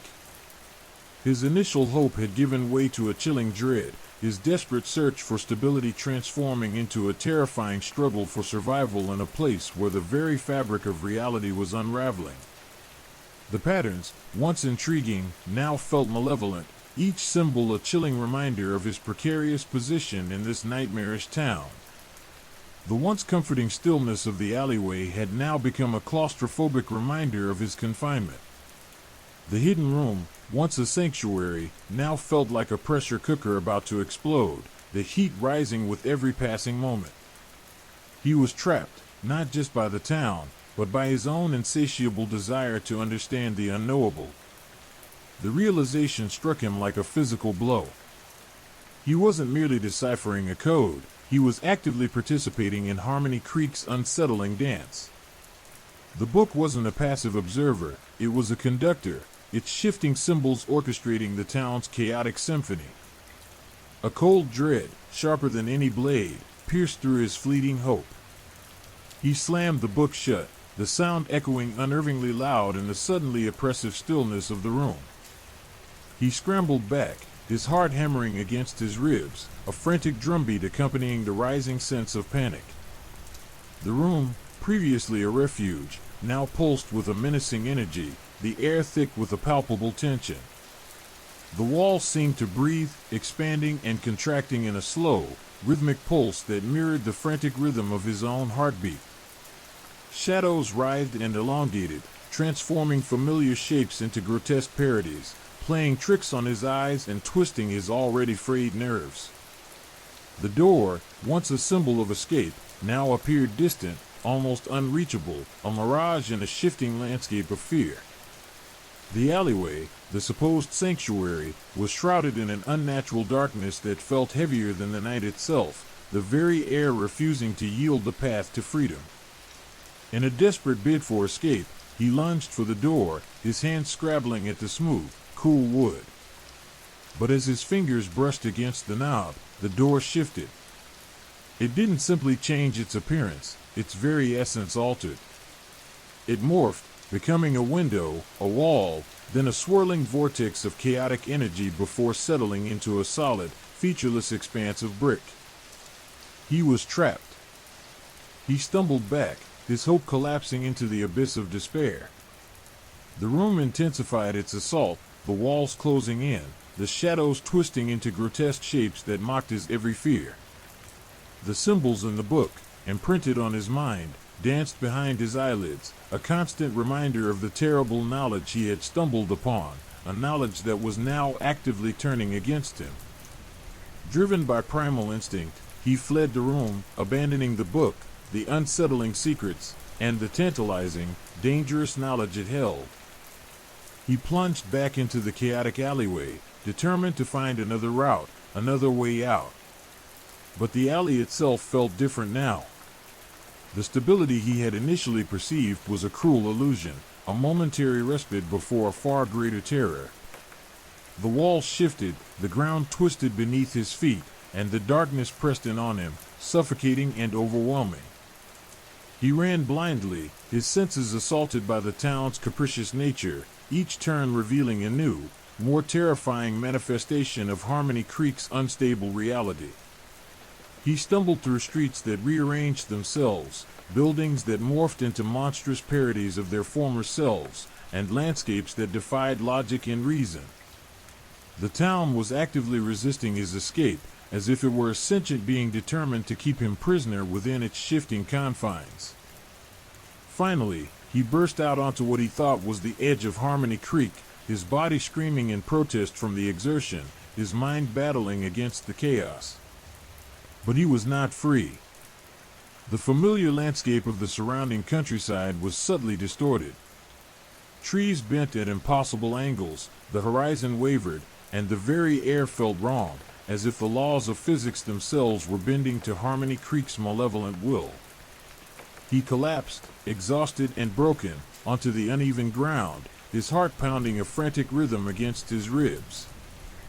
The unsettling shifts were less dramatic now, a subtle trembling in the background, a constant, disquieting tremor that permeated everything. The trees seemed to sway in a phantom breeze, objects shifted slightly in his peripheral vision, and the ground beneath him felt strangely unstable. He felt the town's instability clinging to him, a parasite that refused to let go, a chilling souvenir from his nightmarish encounter. He pulled himself to his feet, his body aching, his spirit crushed. He started to walk, away from the shimmering distortions that continued to subtly haunt the edges of his vision. He walked for hours, each step a painful reminder of the ordeal, each glance a confirmation that a part of Harmony Creek, its insidious chaos, remained with him. He continued walking, driven by the primal need to escape, but never truly free. The world outside Harmony Creek was no longer the stable world he had once known. Now, the unsettling, shifting reality of the town was a shadow that seemed to follow him. The stability he craved, the constant he yearned for, was a mirage. The world around him shifted subtly but relentlessly. A fence post would lean a fraction of an inch to one side, then another.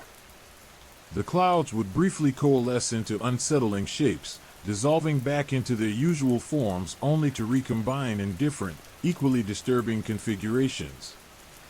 The familiar landscape, once comforting and reassuring, was now subtly different, imbued with an unsettling unease, a lingering echo of Harmony Creek's malevolent touch. As the sun dipped below the horizon, casting long, distorted shadows that danced in a disturbing rhythm, he felt a wave of nausea wash over him. The shifting was becoming more pronounced, threatening to overwhelm his senses. He stumbled, catching himself on a sturdy oak tree. As he did so, he saw the bark twist and writhe before his very eyes, its surface momentarily resembling a distorted face, filled with silent, accusing screams. He shook his head, trying to dispel the vision, but the unsettling distortion of the world persisted. Every object seemed to hesitate, to linger on the edge of transformation, a constant reminder of the unpredictable reality he was now a part of. Even the stars in the night sky pulsed with an unsettling rhythm, their light wavering as if distorted by an unseen force, a symphony of chaos that he could feel resonating within his own soul. The escape had been fleeting, illusory.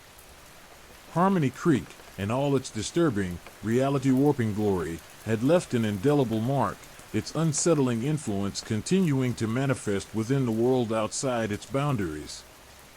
His escape was not an escape at all. He had carried the instability, the chaos, the nightmare within him, and now he would never be truly free from the shifting sands of Harmony Creek. The unsettling feeling of a constantly shifting reality had become his new reality. A chilling reminder of his terrifying encounter, and a constant terror that he could never truly escape.